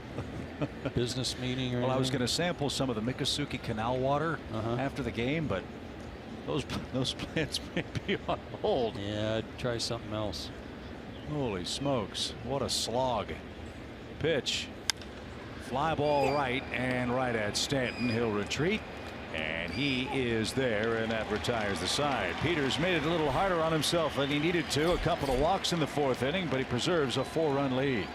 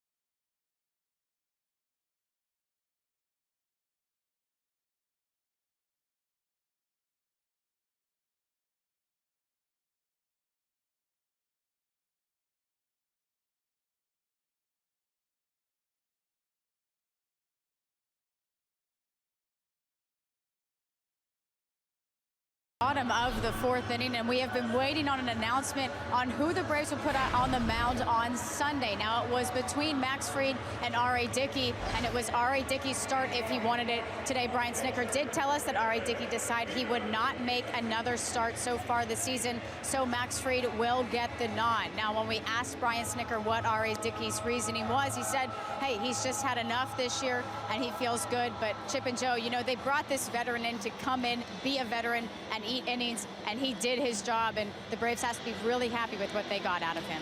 Absolutely, Kelsey. 100% exactly what they asked him to do. And let's see, how many innings exactly? 190. 10 games, won 10 games, lost 10, 4.26 ERA. Good influence. It's 100% what they asked him to do. And the next question, I guess, will be answered when R.A. Dickey is able to arrive at that decision, is has he thrown his last pitch as an Atlanta Brave or as a major league pitcher? His last start was his 400th appearance in the major leagues, his 300th career start. And that's a question that no one has an answer to yet, other than R.A. and his family, as Peters rolls out to start the home 4th, leading 4-0. And so from a macro perspective, if R.A. Dickey decides that he doesn't want that large option picked up by the Braves and he's going to go back with his family, then that's another spot on the roster the Braves have to figure out what to do with as far as starting pitching is concerned. You got to figure Julio Teheran and Mike Fultonevich are going to be rotation locks, barring a trade or some other unforeseen circumstance, and then all these youngsters will vie for a spot in the spring.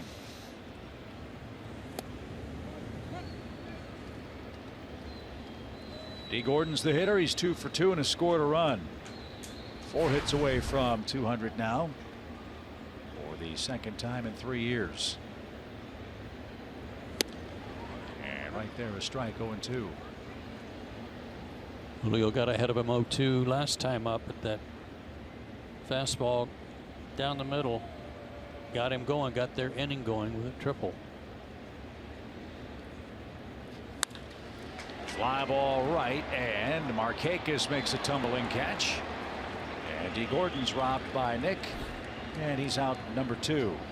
We've been talking about the grass or lack of it. You got to remember, and so do I, that they had to keep this place covered for days because of the hurricane that was coming. So lack of sunshine and etc. really took its toll on it. Nice play by Nick. Stanton, a high high fly ball belted deep left. It's long gone.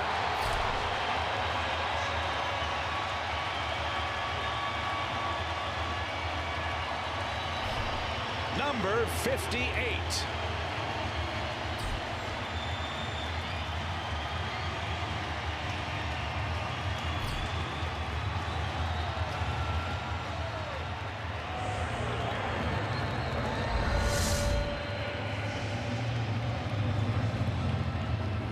Had to be looking for it. It hung out over the plate a little bit. But when you've already hit 57, you know when number 58's going. He hit that ball out to section 427.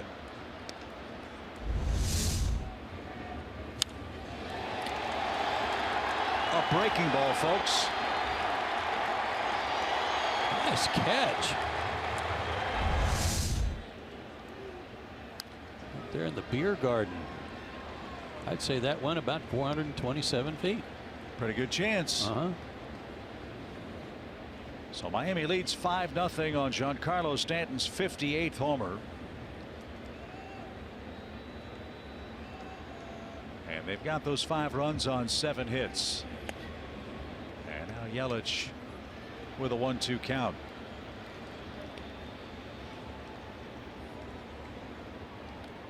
Stanton with a 7-homer lead over Aaron Judge. JD Martinez, mentioned him, 45 with Arizona. And 3 more games left for Stanton in this series to get to 60 or more. Yelich is down on strikes. That's the inning. The highlight, Giancarlo Stanton's rocket shot out toward the beer garden in left center. Number 58 makes it 5-0 after 4.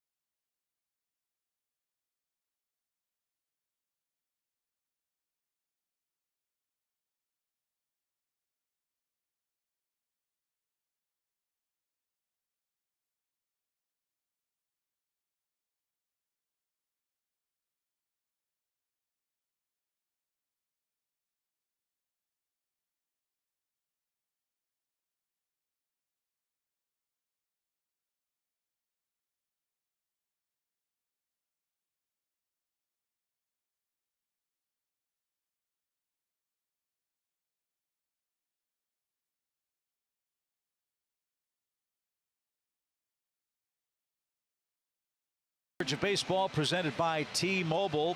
We talked earlier about the MVP race in the National League. Here are a few of the most likely candidates so far. All viable, all good candidates. That guy on the right side is getting more and more of my attention. Charlie Blackmon's hitting .328. He has 36 home runs. Okay, so that's more than Votto and Zimmerman and Rizzo. He's driven in 100 runs. He has scored. Where's that? I had it. He's leading the league in runs scored with 136. How many RBIs for Blackmon? 100 as a leadoff man. Yeah, and 36 homers and leading the league in hitting. Lane Adams the batter. Peters has to get through this inning with the lead to qualify for the victory. And Lane didn't get it. It's 2-2. Leads in triples with 14. He's 9th in the league in doubles with 35. So I can go all through all the offensive numbers. Charlie Blackmon's dotted in there everywhere. Swinging bunt. Peters pounces. Bare hand play. Fast runner, and he made a good play. 1, 2, 3 assists for Dylan Peters, the Marlins pitcher. And there's the first out of the 5th inning.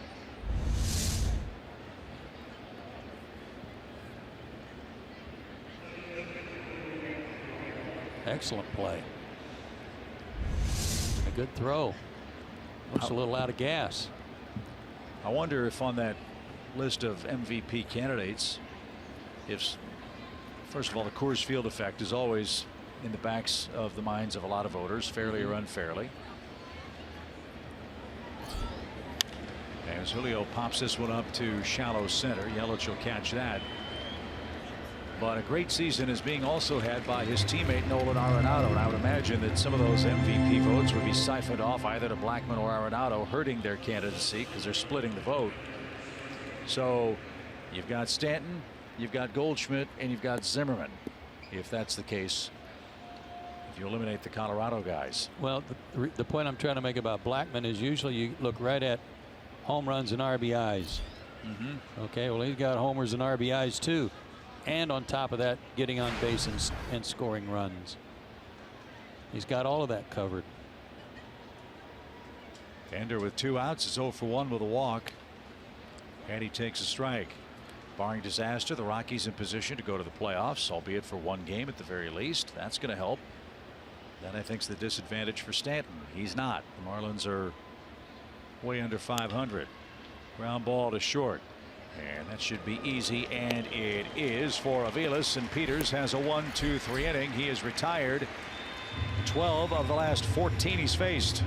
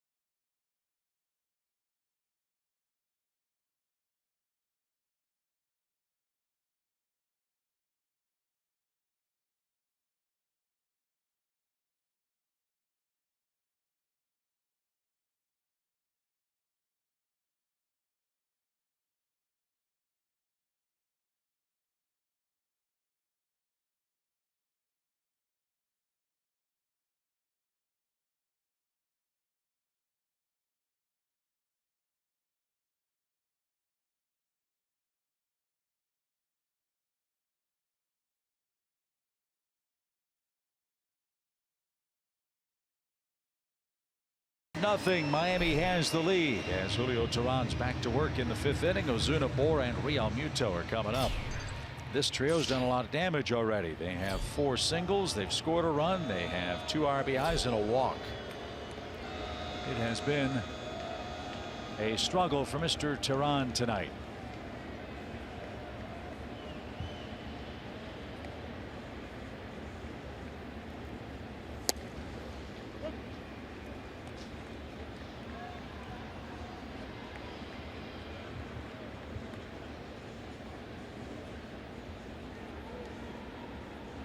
No balls and a strike to Ozuna, who's tied up. And it's 0-2.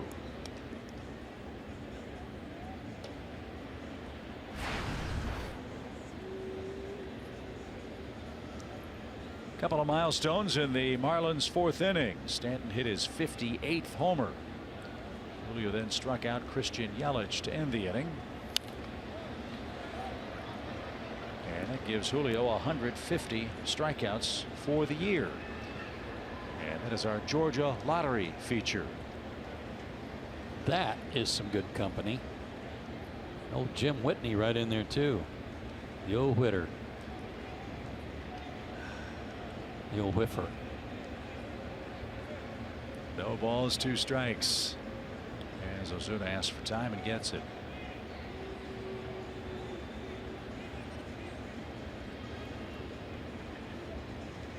Nobody on or out in the Miami 5th. They got 4 in the 3rd, 1 in the 4th. And that just missed. He was not getting many corners called tonight. 1-2.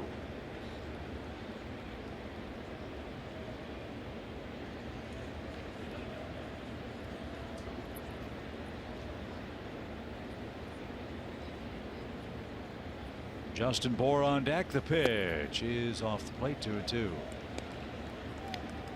Houston 9, Boston 2. That game's in the 4th inning. As Jerome just told you, Tampa Bay's leading the Yankees. Yankees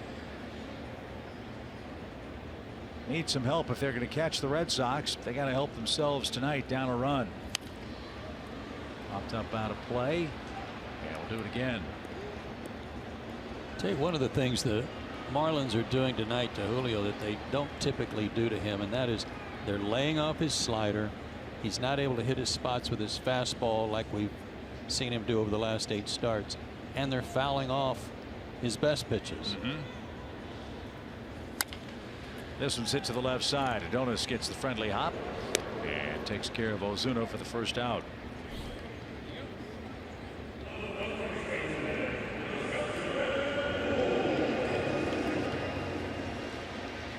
That's only the 4th out, make the 5th out that Julio's gotten on the ground in this game.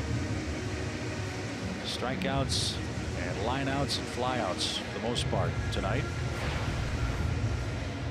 And there's the first out of the inning for Bour, who's walked and singled home a pair of runs. 80 RBIs for the Marlins first baseman. And ball 1. Hey, congratulations to the Minnesota Twins. What a story for them. They lost 100 games last year and rallied this season to make the American League wild card. What was that story you were telling me about on the bus coming in about wild card teams? Yeah, Jason Stark had an amazing number. I'll have to look it up, but it was something along the lines. 74, I thought. Yeah, it was the teams that are. As this one's hit a mile high to right, and Markakis will track it and catch it for the second out.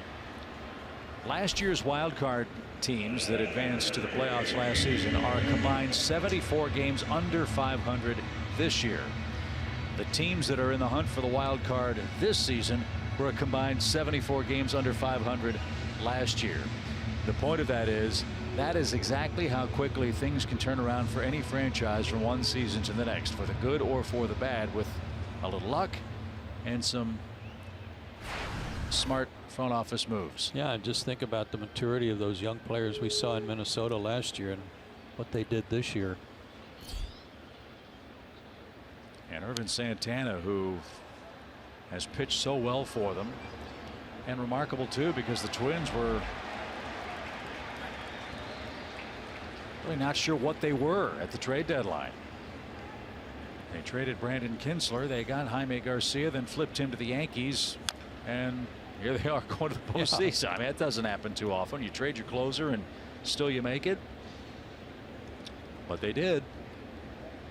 As it stands now, they would match up with New York in the one-game playoff. 0-2 for Real Muto. 2 outs in the 5th.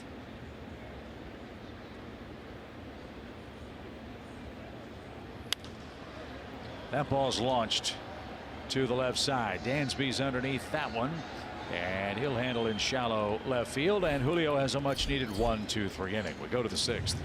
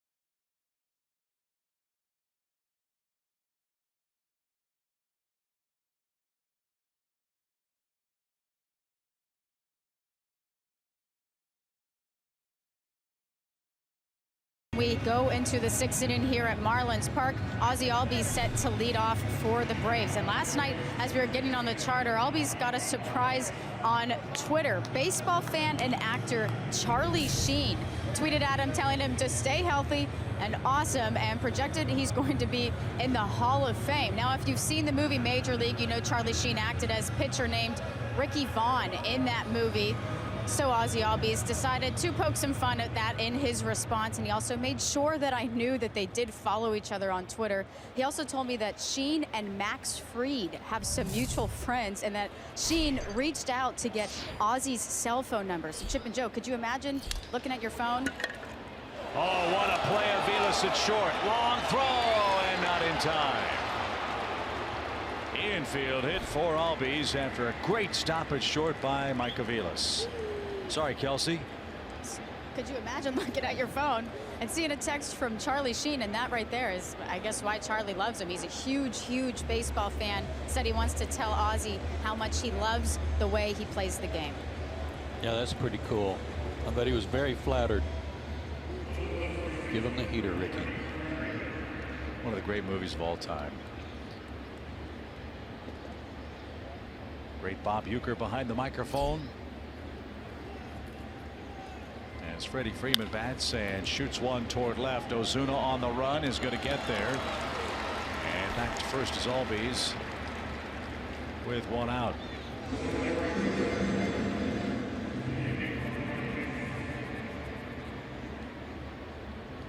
Is that your favorite baseball movie, Major League? No. No. What is? Field of Dreams. Field of Dreams. Tough to beat that one, too.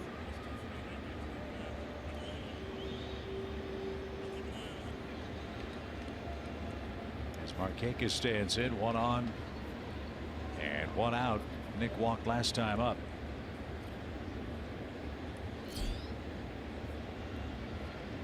Nick's a double away from his 5th season of 40 or more doubles in the major leagues. That one got away from Real Muto, and Ozzie will move up to second base. Not sure what happened there. Muto asks for time, walks out, gets a new baseball. Let's see. Missed the target, but it didn't miss Phil Cuzzy's knee.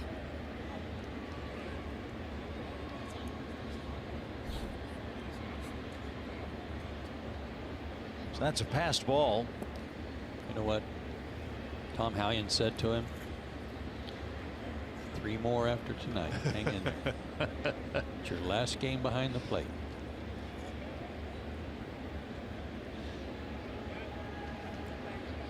Get to hear Tom Hallion behind the plate tomorrow night. Yeah. That's always fun. He's saying to Eddie too, you know, you were a catcher. Why don't you guys catch the ball? That's what you're supposed to do.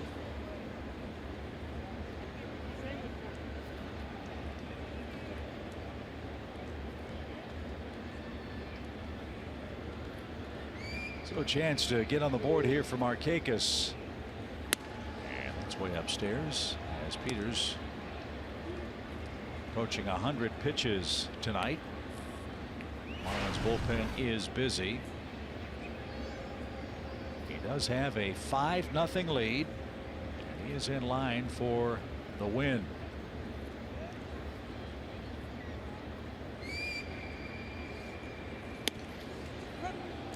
He's still throwing hard. Dustin McGowan is the first man up in the Miami pen.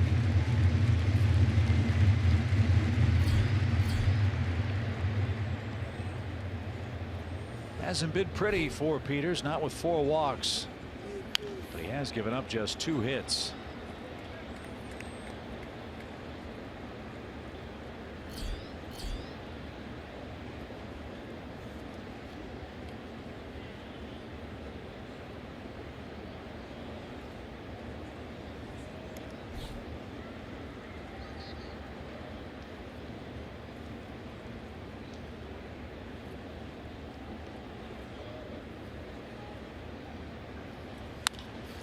That's hit toward D. Gordon at second, and the runner to third with 2 outs.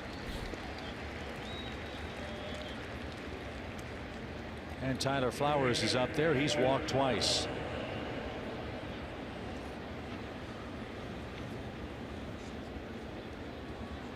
And Don Mattingly is going to go to his bullpen here. So Peters will go 5 2/3 innings. 99 pitches for him. No runs so far. He scattered just 2 hits. So the Braves' first look at Dylan Peters was one of admiration. The young man was very effective in his first look at the Atlanta Braves tonight.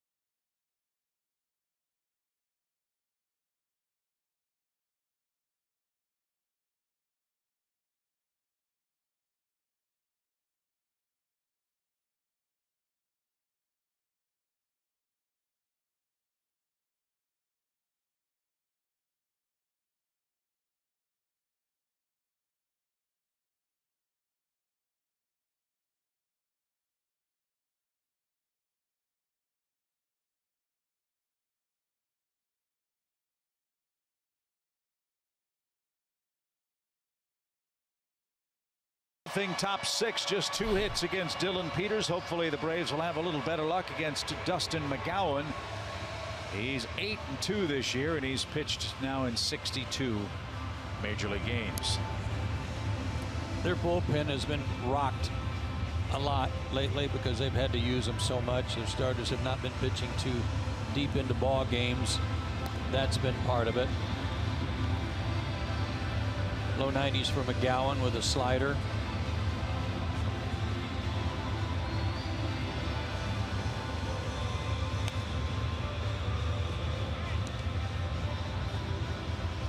Given up 5 runs on 7 hits. That includes 2 homers in his last 3 1/3 innings. Yeah, on average this year, Miami's starting staff has gone 5 1/3 innings. That's it.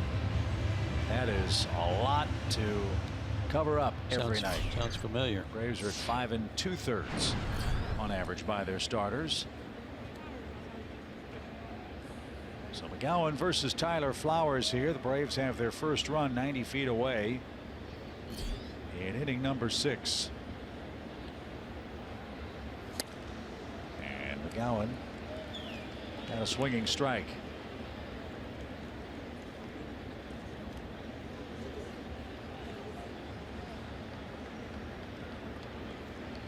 McGowan came up with Toronto. He has missed 3 full seasons because of injuries. Didn't play in 2009 or 10. Pitched in 5 major league games in 2011. Got hurt again. Missed the entire 2012 season. Came back in 13 and 14 with the Blue Jays. 2015 with the Phillies. Last year 55 games in Miami where he was very good. A .282 ERA. And nearly a strikeout per inning pitched. And he came in, threw 3 pitches to Tyler Flowers, and that takes care of Atlanta in the 6th inning. Dylan Peters, 5 2/3 innings of shutout ball, leads 5-0.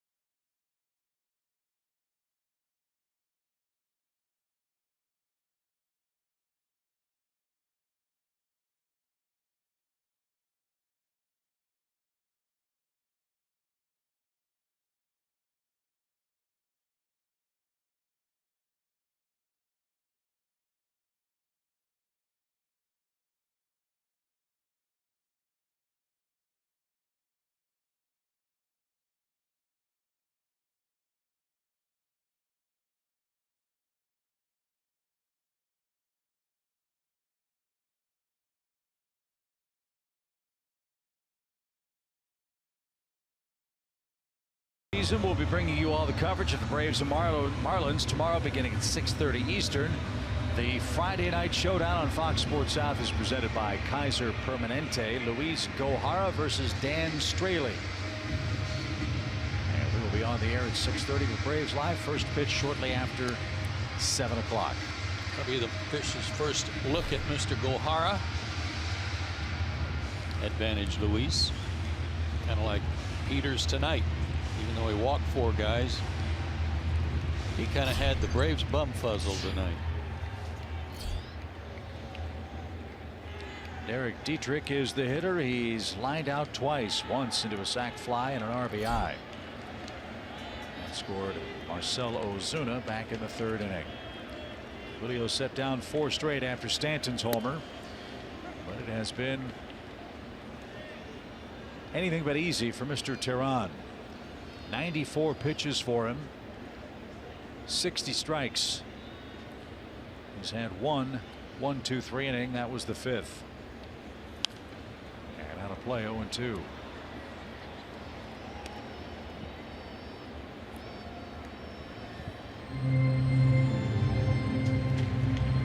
Do you foresee this becoming the New York Yankees of the South with the Jeter influence once he takes over? You already mentioned some guys that have some strong Yankee ties as being rumored, like Joe Torre, like Jim Hendry, who works for the Yankees now. I even heard Tino Martinez's name mentioned again as a possible return. Yeah, he was here earlier as a hitting coach, and that didn't work out very well after he had a dispute with one of the Marlins players about picking up baseballs in the batting cage, of all things.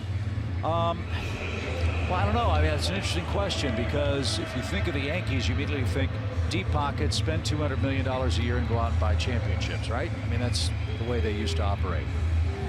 Those really good Yankees teams that the Braves met in the World Series, though, every year had a very strong developmental system. The core of their franchise was Bernie Williams and Posada and Bernie Williams and Mariano Rivera.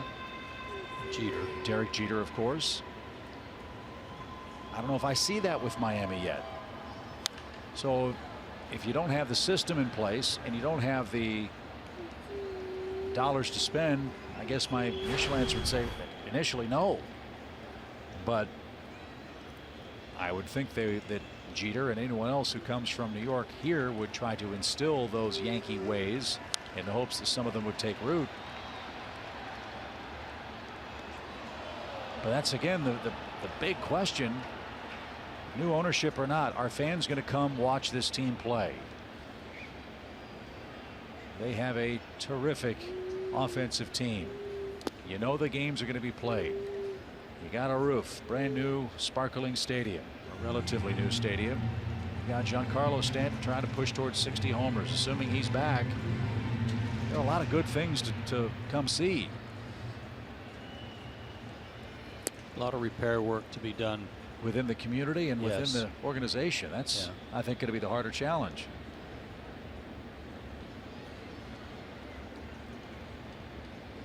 Got to win the people back.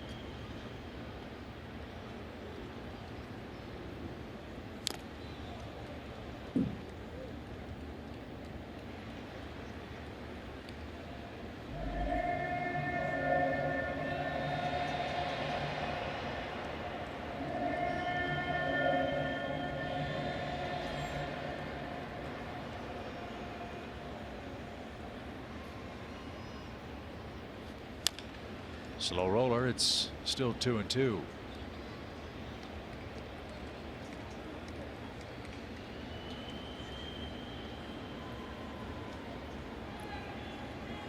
After Aviles, Ichiro Suzuki waits on deck. He'll bat for McGowan.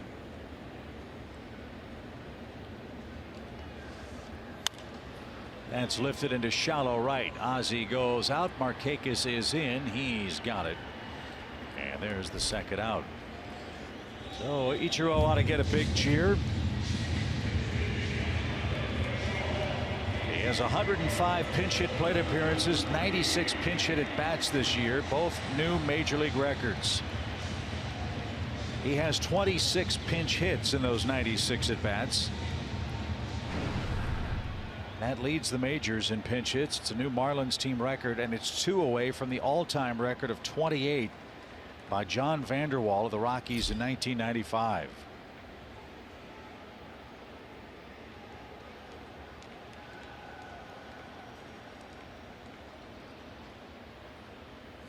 Ichiro Suzuki is 2 hits behind Cap Anson for 21st on the all-time major league hit list. Anson had 3,081 major league hits.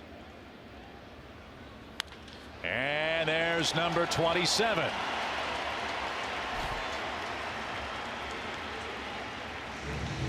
Suzuki with a 2-out hit. They've got so many signs over there. It takes them an inning and a half just to update them. There they go.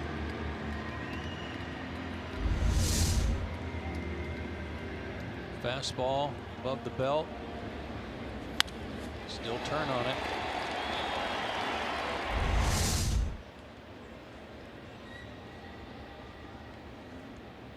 What a career Ichiro Suzuki has had. Who, by the way, is a former Yankee.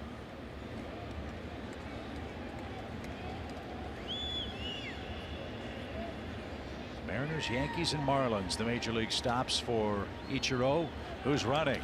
And the pitch down and away. And Suzuki steals second base.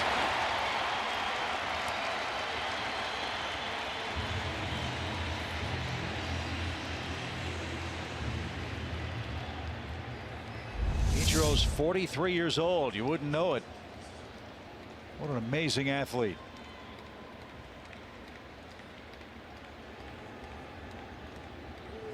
Stole that one on Julio.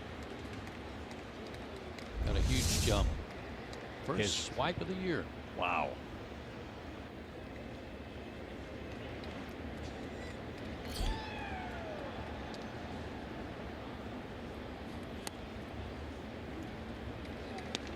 Wonder who the oldest man to steal a base was in Major League history. That's a good question. Because earlier this year, Ichiro became the oldest player to start a game in center field since 1900. Huh, is that right? Previous record was held by Ricky Henderson. D. Gordon smacks one toward left center. And Ender is there. A couple of milestone hits tonight for the Marlins. Giancarlo Stanton's hit his 58th homer. Ichiro Suzuki his 27th pinch hit. We've completed 6. It's 5-0 Fish.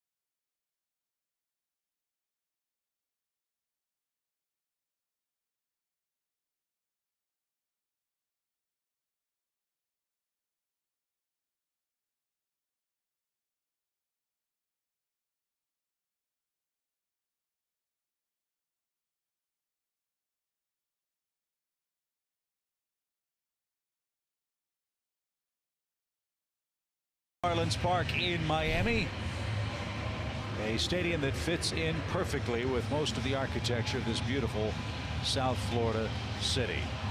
Time for our cold hard facts, brought to you by Clean Crisp Coors Light. Let's check out Braves and Fish head to head since 2011 here. Yeah, in this city since 2011, 41-18, the Braves have had it their way. They've won all the close games. Tremendous numbers late in the ball game too. But getting shut out tonight. Drew Steckenrider comes on to work. And the first pitch is lined to center by Adonis Garcia. 1 pitch, 1 out. Steckenrider pitching in his 6th game against the Braves tonight. And has been very impressive in most of them. 2.14 ERA on the year in 36 games. Terrific. As we've said a couple of times, Drew's from Atlanta. Went to Greater Atlanta Christian School in Norcross. So 1 pitch, 1 out, retires Adonis, and Dansby Swanson the batter. He's 0 for 2. And Steckenrider delivers a strike. Gohara and Straley tomorrow night. Saturday night, Sims versus Despaigne. Sunday afternoon, Max Fried and Jose Urena wrap up the regular season. A 3:10 start.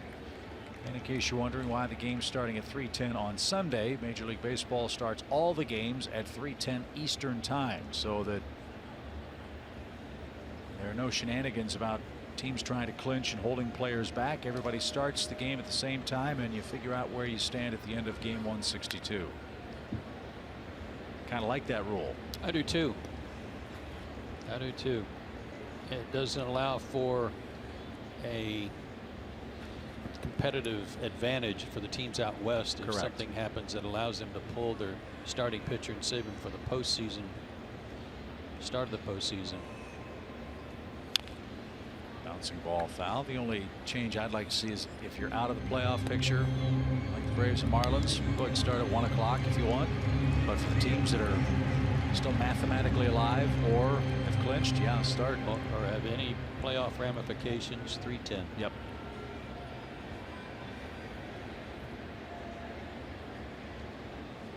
The 0-2. We didn't mean to, but got a piece of that. Last year it was the Braves and Tigers who played interleague the last series of the year. Who is it this year? Do you know? Don't. Let me look here real quick.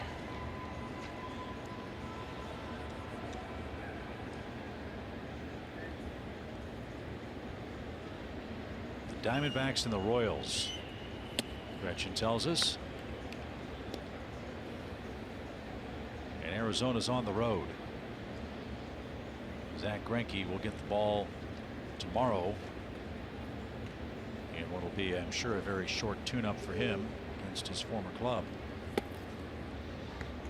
Well, and let's see. That's Friday, right? Tomorrow's Friday. Saturday, Sunday, Monday. Wild card game is Tuesday. That's only 3 days rest, depending on how much he works, and maybe they're not planning on using him there. Fly ball, Yelich in right center. And there's out number 2. These guys in Marlins pummeled Greinke when they were out west. Maybe that's why he wants to go back out there, just to make sure everything's in good working order, short rest or not. Time for that game down in the desert against either Colorado, Milwaukee, or St. Louis at this point. Cardinals and Cubs are playing again tonight. Cubs won, St. Louis won. 7th inning at Busch Stadium. The Cubs have already clinched the Central. Here's Lane Adams 0 for 2 and all the way to the screen. Cleveland a winner today. They beat Minnesota 5-2. That's a potential division series matchup. As things stand now, Minnesota would have to beat the Yankees. Now, Carlos Carrasco 8 1/3 innings of shutout ball. And Urban Santana went 5 innings in his tune-up, I guess.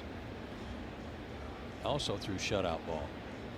He's had a great year. Yes, he has. For Minnesota.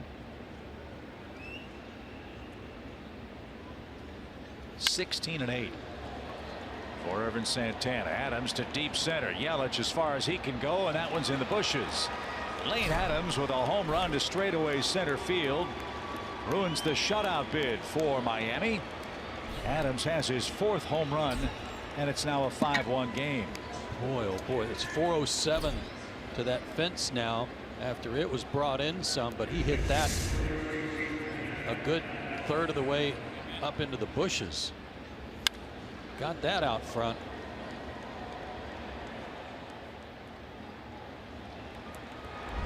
What do you got for me? You think that's juniper out there? Well, it ain't monkey grass, I can tell you that. No. Looked like jumper, is what it looked like. But it came off his bat. That ball exploded. You're right. No, no juniper.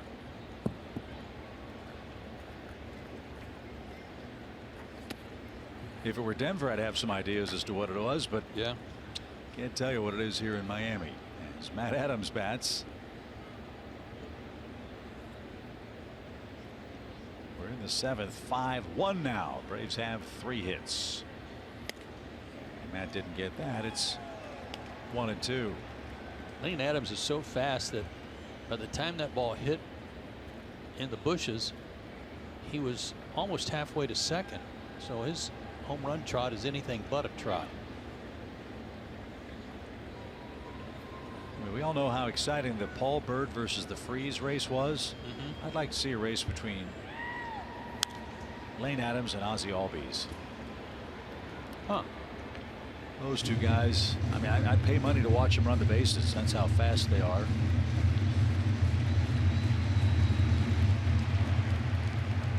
One-two pitch is cut on, missed, dropped. There's the tag, and that will retire Atlanta in the 7th. Steckenrider gives up a long home run to Lane Adams, his 4th of the year. That spoils the shutout bid, and we stretch in South Florida.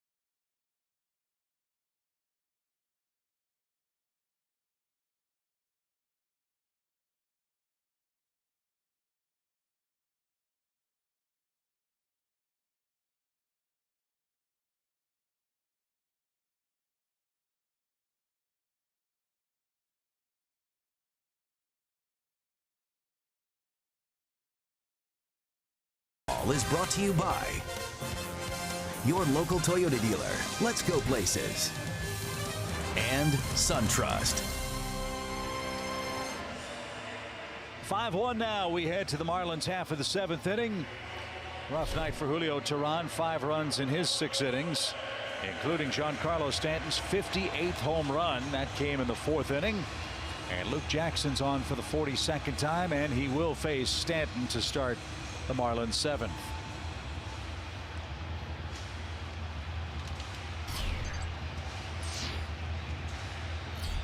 Luke's last time out was 6 days ago against the Phillies. An inning with a walk and 2 strikeouts. Stanton has 27 career multi-homer games, including 9 this year.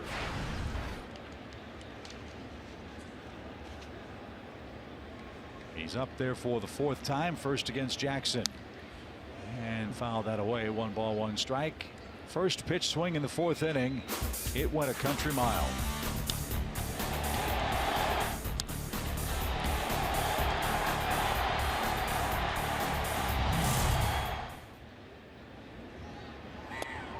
Ooh. Had him flinching there, didn't he? Yeah, he was backing off, but that was a good pitch to hit.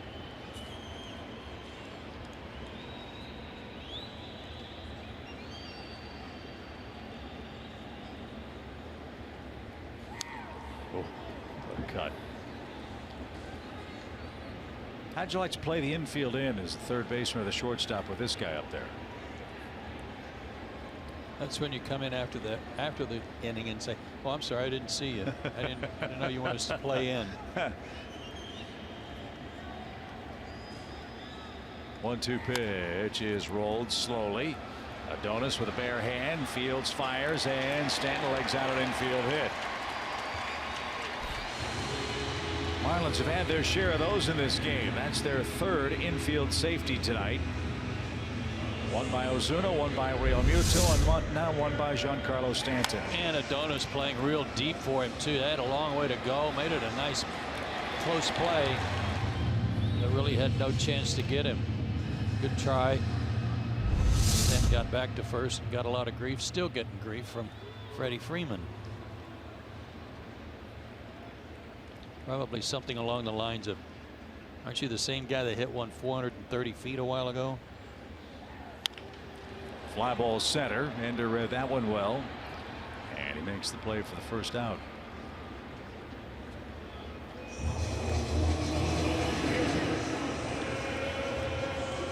So Ozuna's up. He scored the 4th Miami run tonight.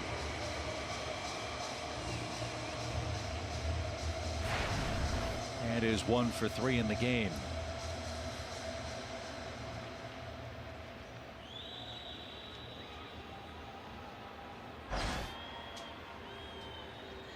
Ozuna with 21 homers and a .341 batting average at home this year.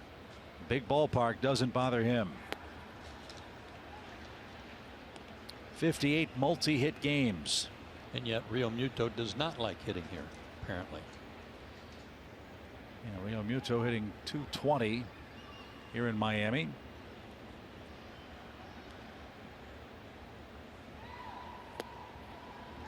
And taken low, ball 2.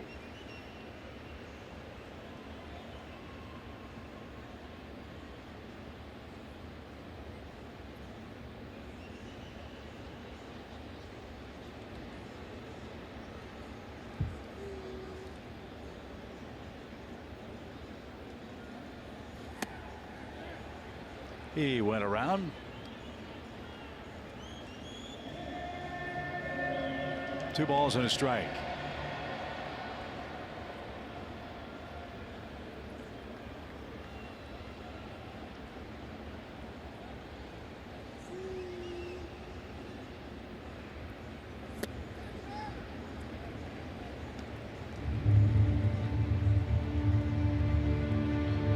Haven't seen too many deep counts since the 4th inning tonight. At one point we had 11 3-2 counts between Teheran and Dylan Peters.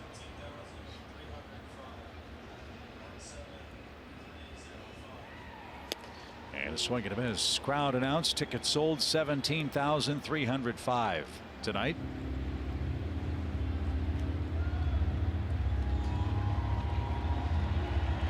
Yeah, that's not who's here. That's tickets sold. Marlins drawn almost 1,000,006 fans this year at home. That's last in the National League. Slow roller again. Adonis charges again. Bare hand try. Can't come up with this one. Another infield hit. This is amazing.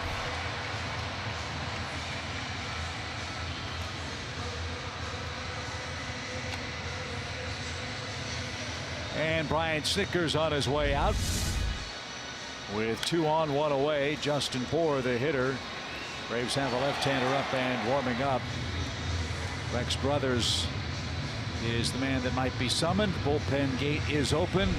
And that is going to be the end of the line for Luke Jackson. A little tough luck for him.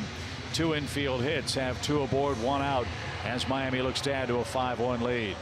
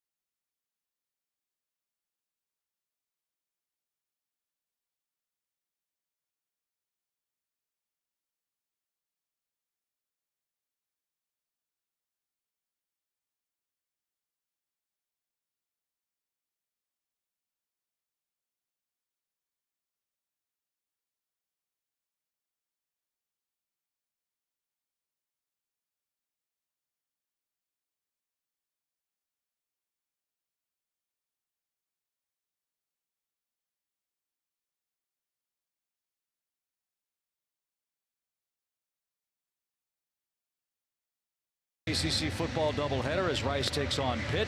Then it's number 17 Louisville battling Murray State. The action kicks off Saturday at noon Eastern on Fox Sports Southeast and streaming live on Fox Sports Go.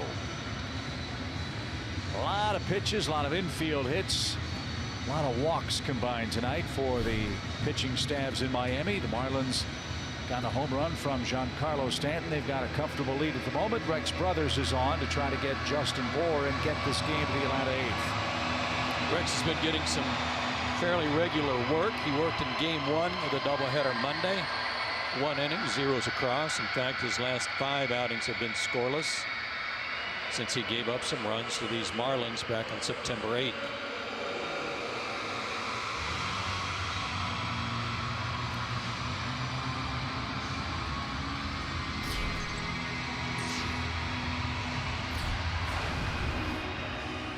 Bour with a 2 RBI hit in the 3rd for the Marlins.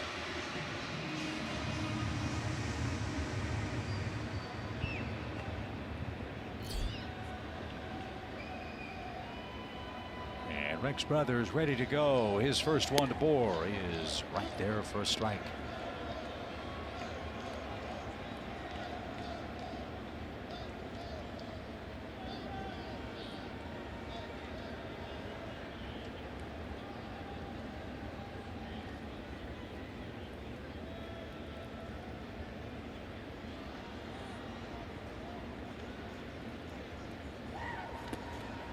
There's a nice stop by Flowers, who slid to his left.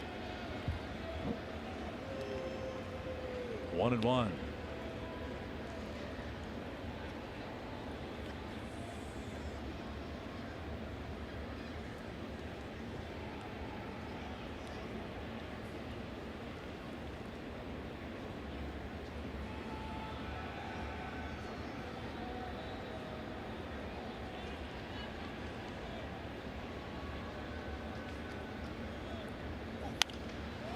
Popped up. Flowers gives chase near the screen, but won't have a play.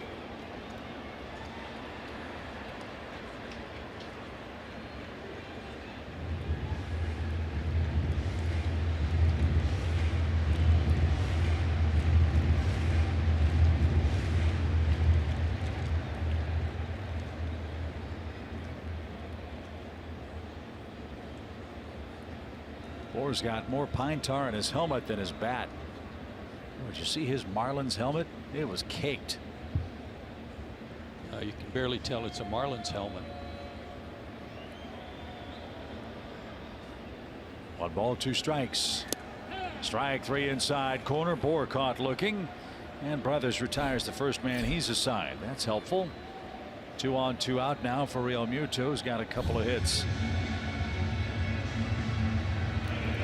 The Braves took a chance on Rex Brothers as he was coming back from arm surgery and problems also after a couple of years, 3 years in the big leagues or so with the Colorado Rockies. But with an offseason under his belt, coming back next year, I think you can expect some big things from him because he's got a good arm, throws hard. Fine-tune a few things, which he's kind of doing right now and pitching much better.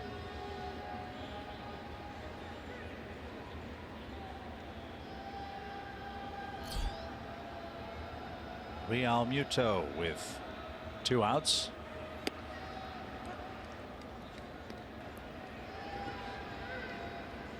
I asked Gretchen to look it up for us in between innings as to who the oldest guy in modern history to steal a base was. Julio Franco. Was it really? 48 years, 282 days old. On June 1st, 2007, he stole a base for the Mets against Arizona. Bouncing ball again to third. Come on, not this time. Unbelievable. 3 infield hits, all of them hit to that side of the diamond, and Adonis Garcia can't believe it. That has been the Bermuda Triangle in this inning. I think the Bermuda Triangle is right out in front of home plate. Everything that's hitting there is just dying. I don't know if they're causing craters down there for the ball to die or what's going on, but right out in front there between the lines. My goodness. Maybe it's a sand pit. How many infield hits now? Let's see, 3 this inning. God. 2 in the third. That's 5.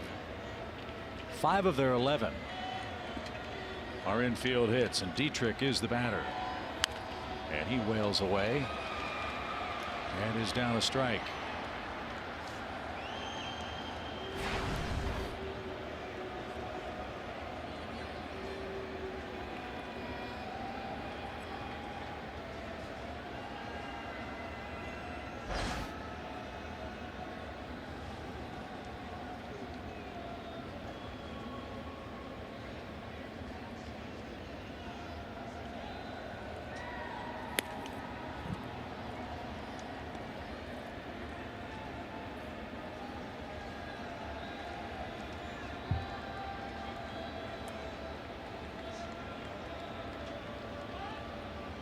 No balls, 2 strikes for Dietrich.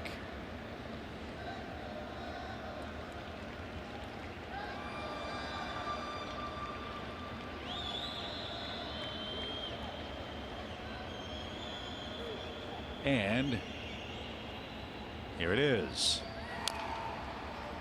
Fouled away.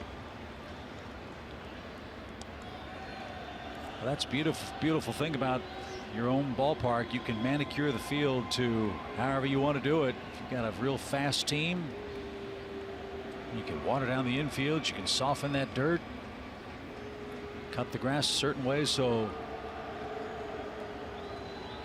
balls will hit the lip and ricochet foul. You can angle the foul lines a little bit if you have a good bunting team. As Dietrich cuts on that one and misses and strikes out. 3 infield hits for Miami, but they leave the bases loaded in the 7th inning. Getting late here at Marlins Park. 5-1 is your score. Let's send it back to our Atlanta studios for tonight's big story.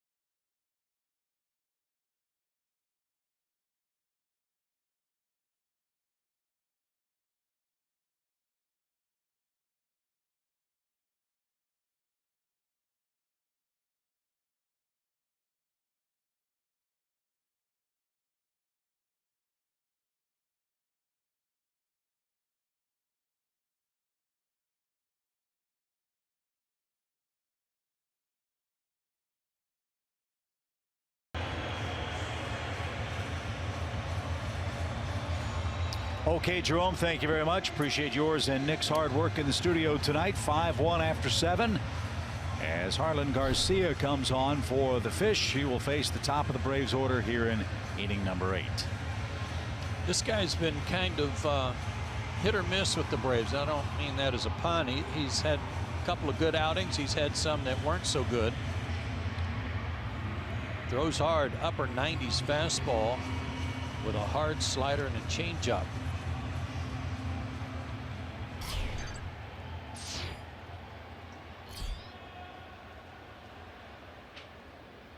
Garcia's 24 years old. And fooled Ender with that first pitch, strike 1. Ender's got an 8-game hitting streak on the line tonight. He's 0 for 2 in tonight's game.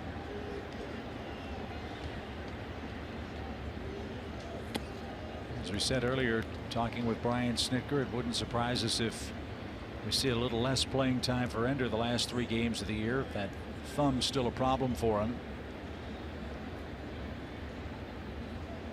But he's got his 200 hits out of the way and is in there again tonight. 96 but off the plate. Even count. Got a great idea for Ender for the offseason. Practice not sliding head first at first base. Puts that one in play to short. Aviles has it, and Bohr digs it out at first. He's not the only one I wish would practice that play. I'm sure it's instinctive to do that. Boy, oh boy, so many guys have wrecked their seasons and gotten seriously hurt with that head first slide. Popularized by Pete Rose in his playing days. 1 out here in the 8th. Ozzie Albies the batter. He has an infield hit.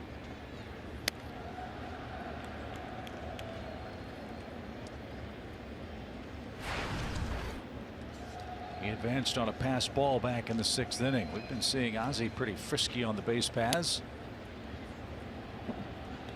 He's got a stolen base in 3 straight games. The last Braves player to do that was Melvin Upton in 2014. The last Brave with a stolen base in 4 straight games was Michael Bourne in 2012.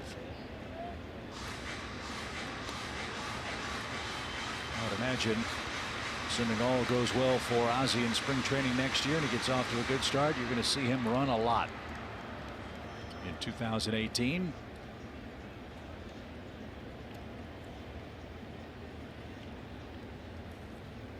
Two balls and a strike. Again to short. Aviles has it, loads up, 2 out.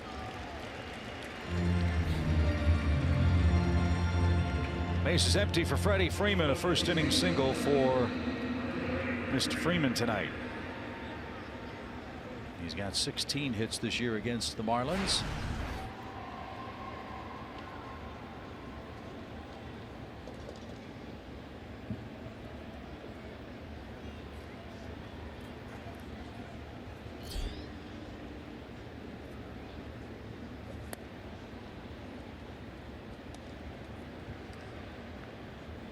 Freddie's another guy that doesn't venture too far from the box. When he gets in there, he doesn't adjust his gloves between every pitch.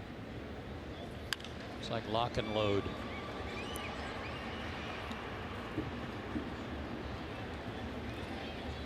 Top fly foul into the upper deck.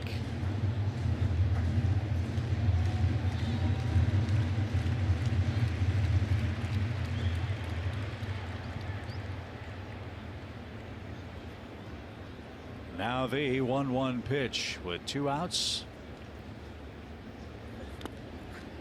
Joe mentioned at the start of the broadcast the Braves might be a little bleary-eyed. I think that's shown to a certain degree offensively tonight. A run on 3 hits versus Dylan Peters, who entered with a 6.31 ERA.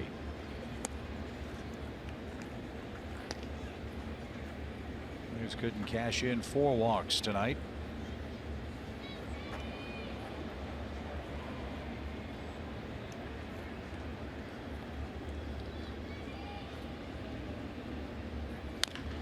And a high hop chopper right to Bohr at first, and that's the inning. 3 up, 3 down. We go to the bottom half. 5-1 Miami in game 1.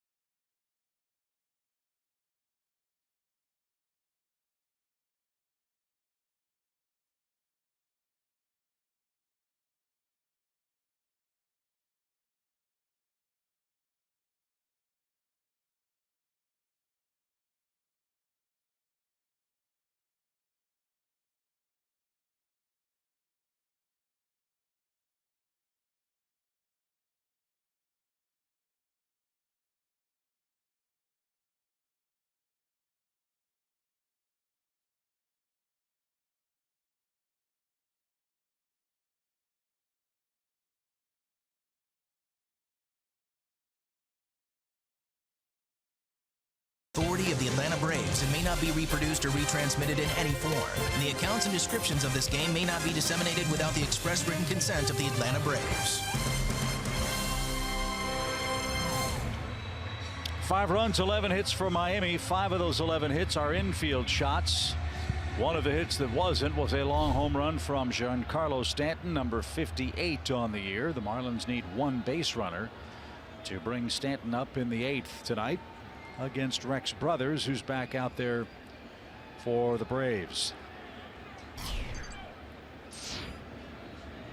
Brothers 2/3 of an inning with a couple of strikeouts, and Aviles 0 for 3 takes ball 1 high.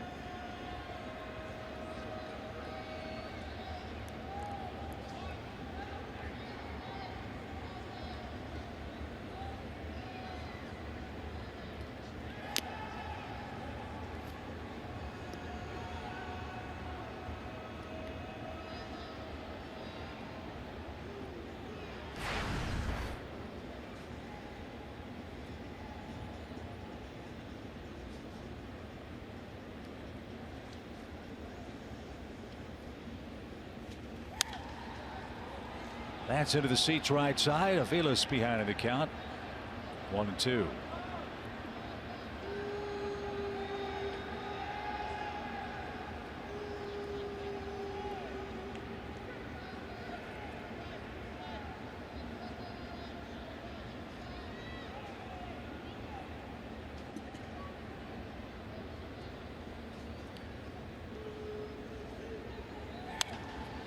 To right.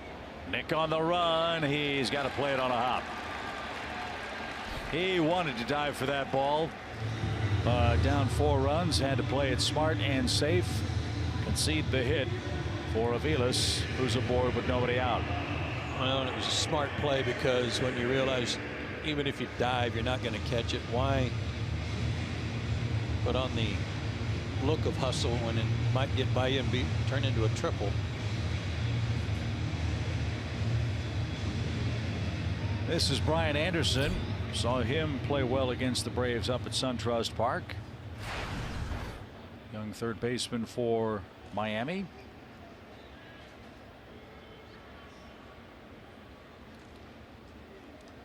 Batting .268 on the year.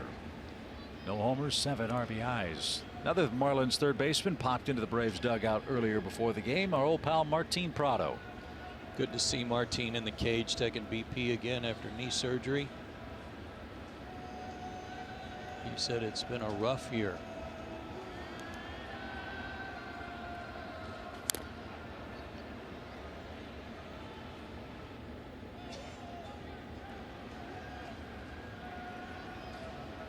0-2 for Anderson.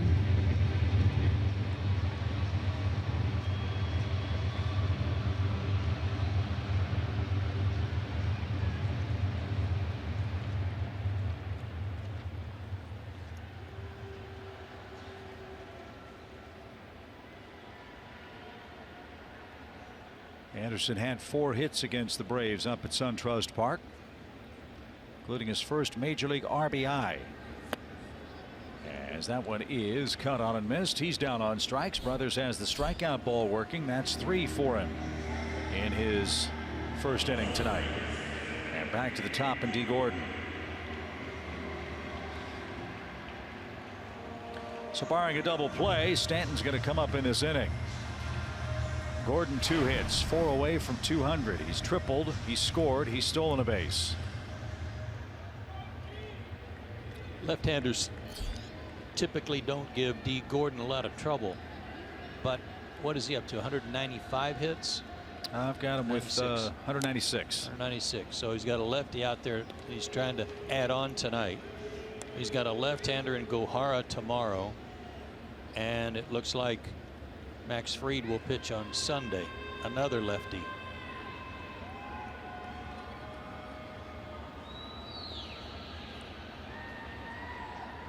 No balls and a strike. Snap throw back to first, and back safely was Aviles. Where was he going? Second. Be my guess. Hadn't thought of that.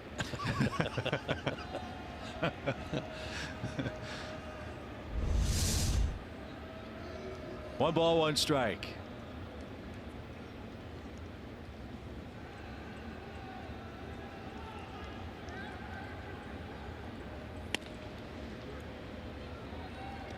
And up and away, 2-1. 17,305 the announced crowd tonight. Pretty good splits there for D again against lefties.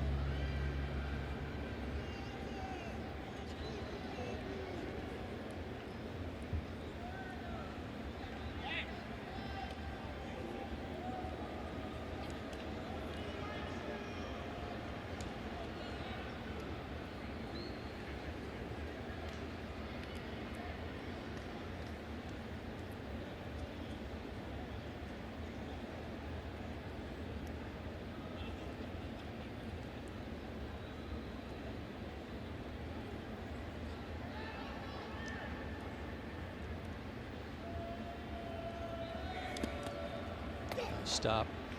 You know, Tyler has had a really good year, and if you remember when he came to spring training, he was in terrific shape. He had worked real hard in the offseason to get himself in best possible physical condition, and he's kept it. I mean, you get worn down over the course of the season as a catcher. We all know that, but he's done a real nice job of keeping whatever extra weight he got off, keeping it off, and staying in good shape. Got to give him credit for that. A strike to Gordon. 3-2.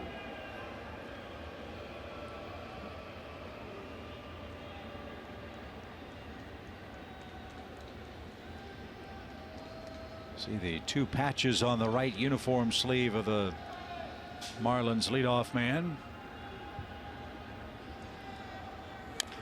High hopper hit toward short. Going to have to hurry to get Gordon, and no chance. So Aviles is forced out, and what's left of this crowd gets a chance to see Stanton swing the bat one more time.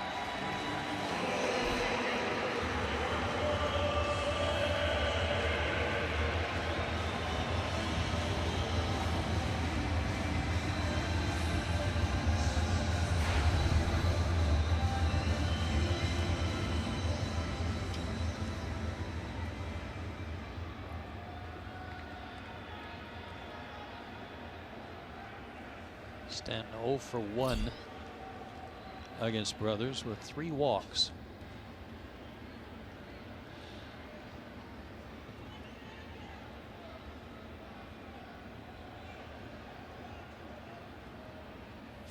Swing and a drive on the first pitch. smokes to the back wall of Marlins Park.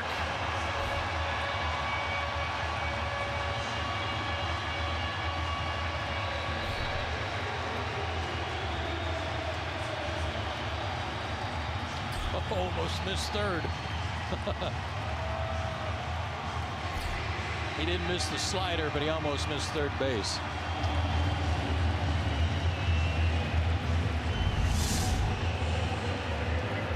Change up, slider. 2 first pitch homers for Stanton tonight, giving him 59 for the year, an absolute missile. Above the stands. He's not just hitting them to the concourse up there, he's hitting them over the concourse now. So he's got 3 games left to get to 60 or more. Unbelievable. A 3 RBI night, a 3-run night for Giancarlo Stanton to make it 7-1.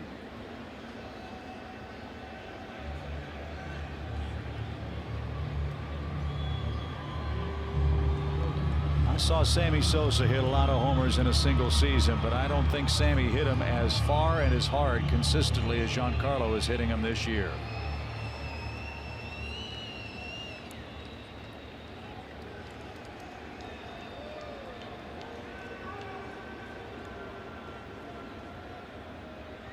So the crowd got its wish, a chance to see Stanton swing again, and he didn't disappoint. Now Yelich with a 1-1 count.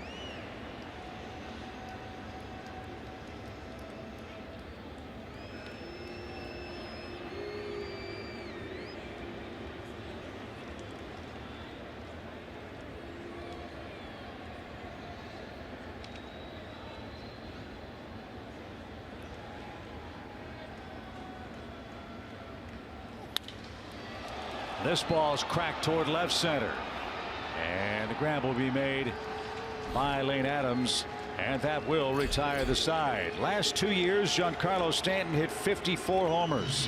He's got 59 this year alone. It's 7-1 going to the 9th.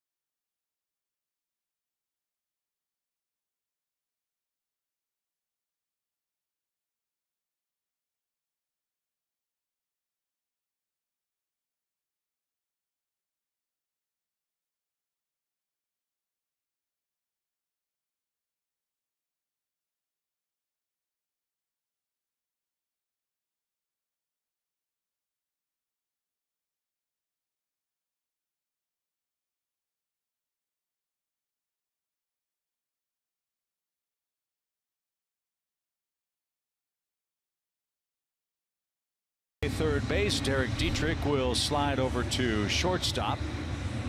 So Mike Aviles is out of the game, and the Marlins will go ever deeper into their bullpen. The 4th reliever to work tonight.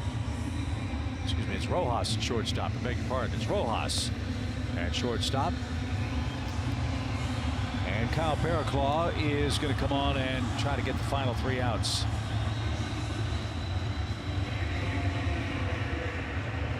(6-2), 305, 65 games, a lot of strikeouts. Heavy sinker.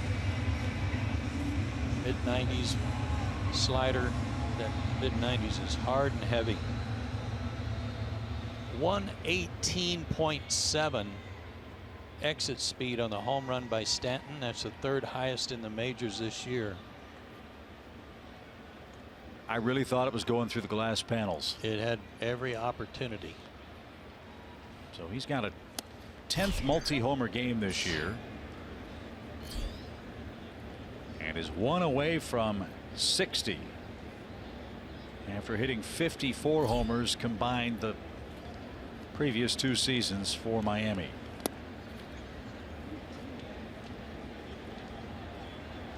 And the big story for Stanton is not just the home runs, but his health. I mean, that's always been the knock on Giancarlo. Just hasn't been able to stay on the field a lot. A lot of it's not his fault. He got hit in the face, etc., etc. 119 games last year, 74 games in 2015, 145 in 14, and in 2013, 116 games. So everybody wondered, what could this guy do if he played 145 games or more? Well, he's explaining that, isn't he? Yes, sir.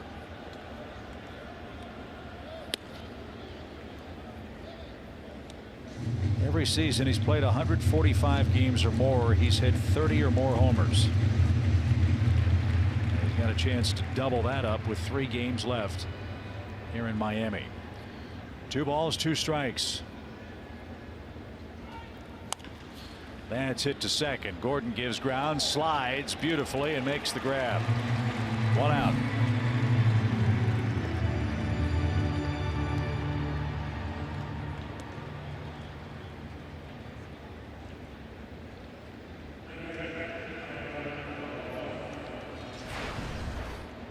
Tyler Flowers is the batter. Marlins are 2 outs away from getting a victory for Dylan Peters. The 24-year-old left-hander making his 6th start.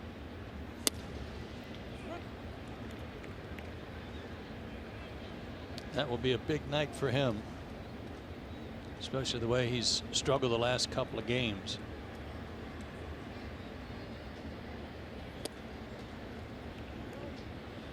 And for Julio Teheran, the starter tonight, disappointing way to end his regular season. Julio gamely battled through 6 innings with, I'm sure he'll say after the game, not his best stuff. It really was a struggle for him. Julio finished with 3 walks in 6 innings, and he's in danger of falling to 11 and 13 for his final line in 2017.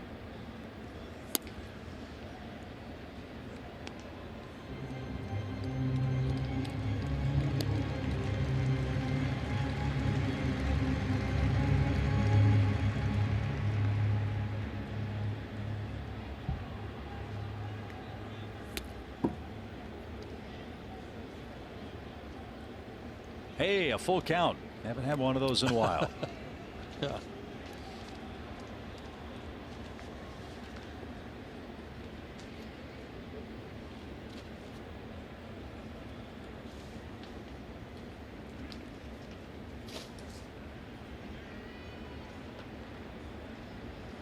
The 3-2 pitch is out of play. So the Marlins have 3 home games left.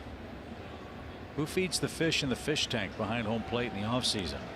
Have somebody come in and do that? A designated fish feeder? I don't know the answer to that. Line to short. Sharply hit, but 2 out. But I'll try to find out for you tomorrow. Okay.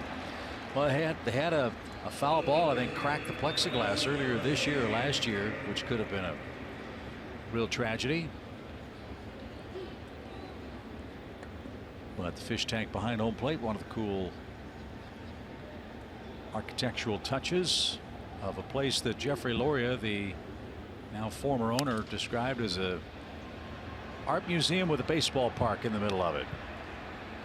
And we're told out of the concourses that's really accurate. Jeffrey Loria, one of the 4 most art collectors in the world, really did make this an Art Deco masterpiece in the old Orange Bowl area in Miami.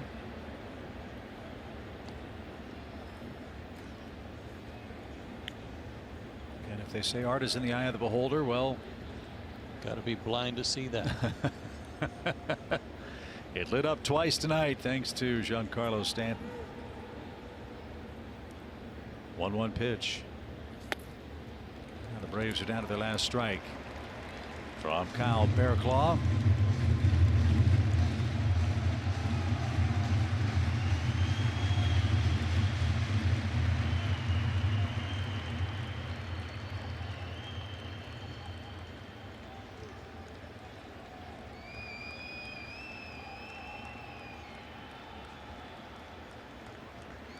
Marlins have more infield hits than the Braves have hits tonight. No question, and by a large margin.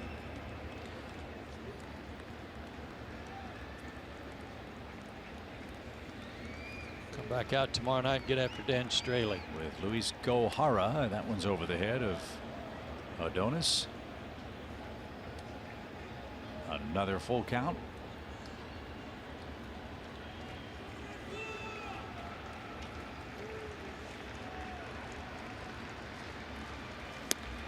And ball 4. It's another chance for Dansby to pick up a hit.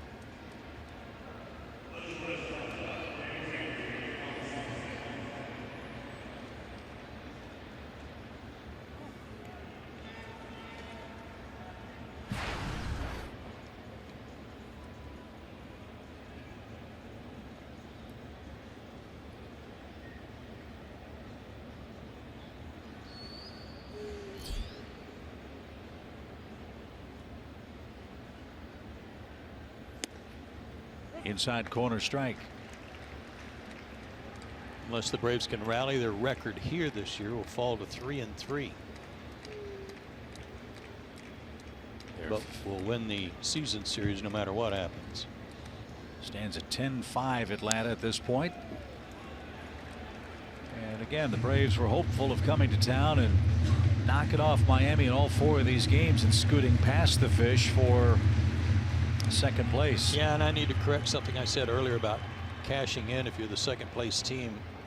That is not correct. Once the second wild card was instituted, second place money went away. Yeah, I didn't know that either. 0-2 pitch, runner goes, and defensive indifference. Garcia at second base with a 1-2 count.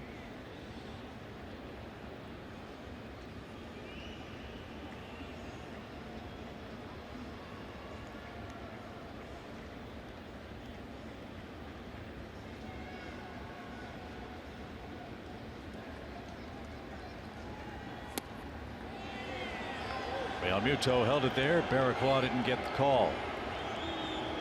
2-2.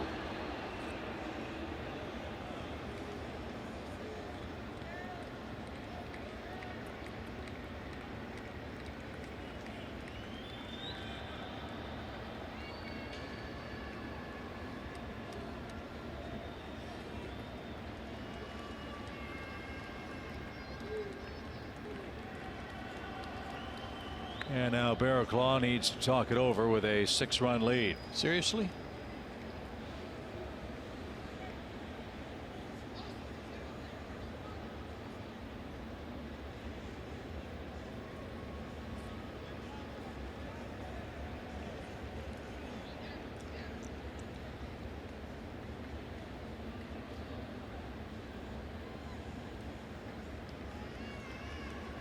Now they're ready with a 2-2.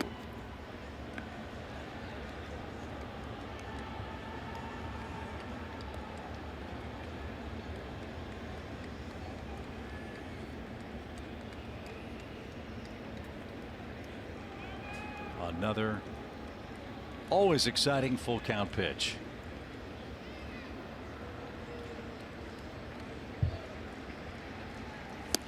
And strike 3 outside corner ends the game. Bill Cuzzy has seen enough, and who can blame him? This was not an artistically pitched game by any stretch. The story: Giancarlo Stanton hits 2 home runs tonight, giving him 59 for the year. And Dylan Peters, in his 6th big league start, Joe, picks up his first major league victory. Yeah, Stanton's the story and continues to be until he gets to 60. And the way he swung the bat tonight, no reason to think he's not going to get there. Miami handcuffs the Braves on 3 hits in game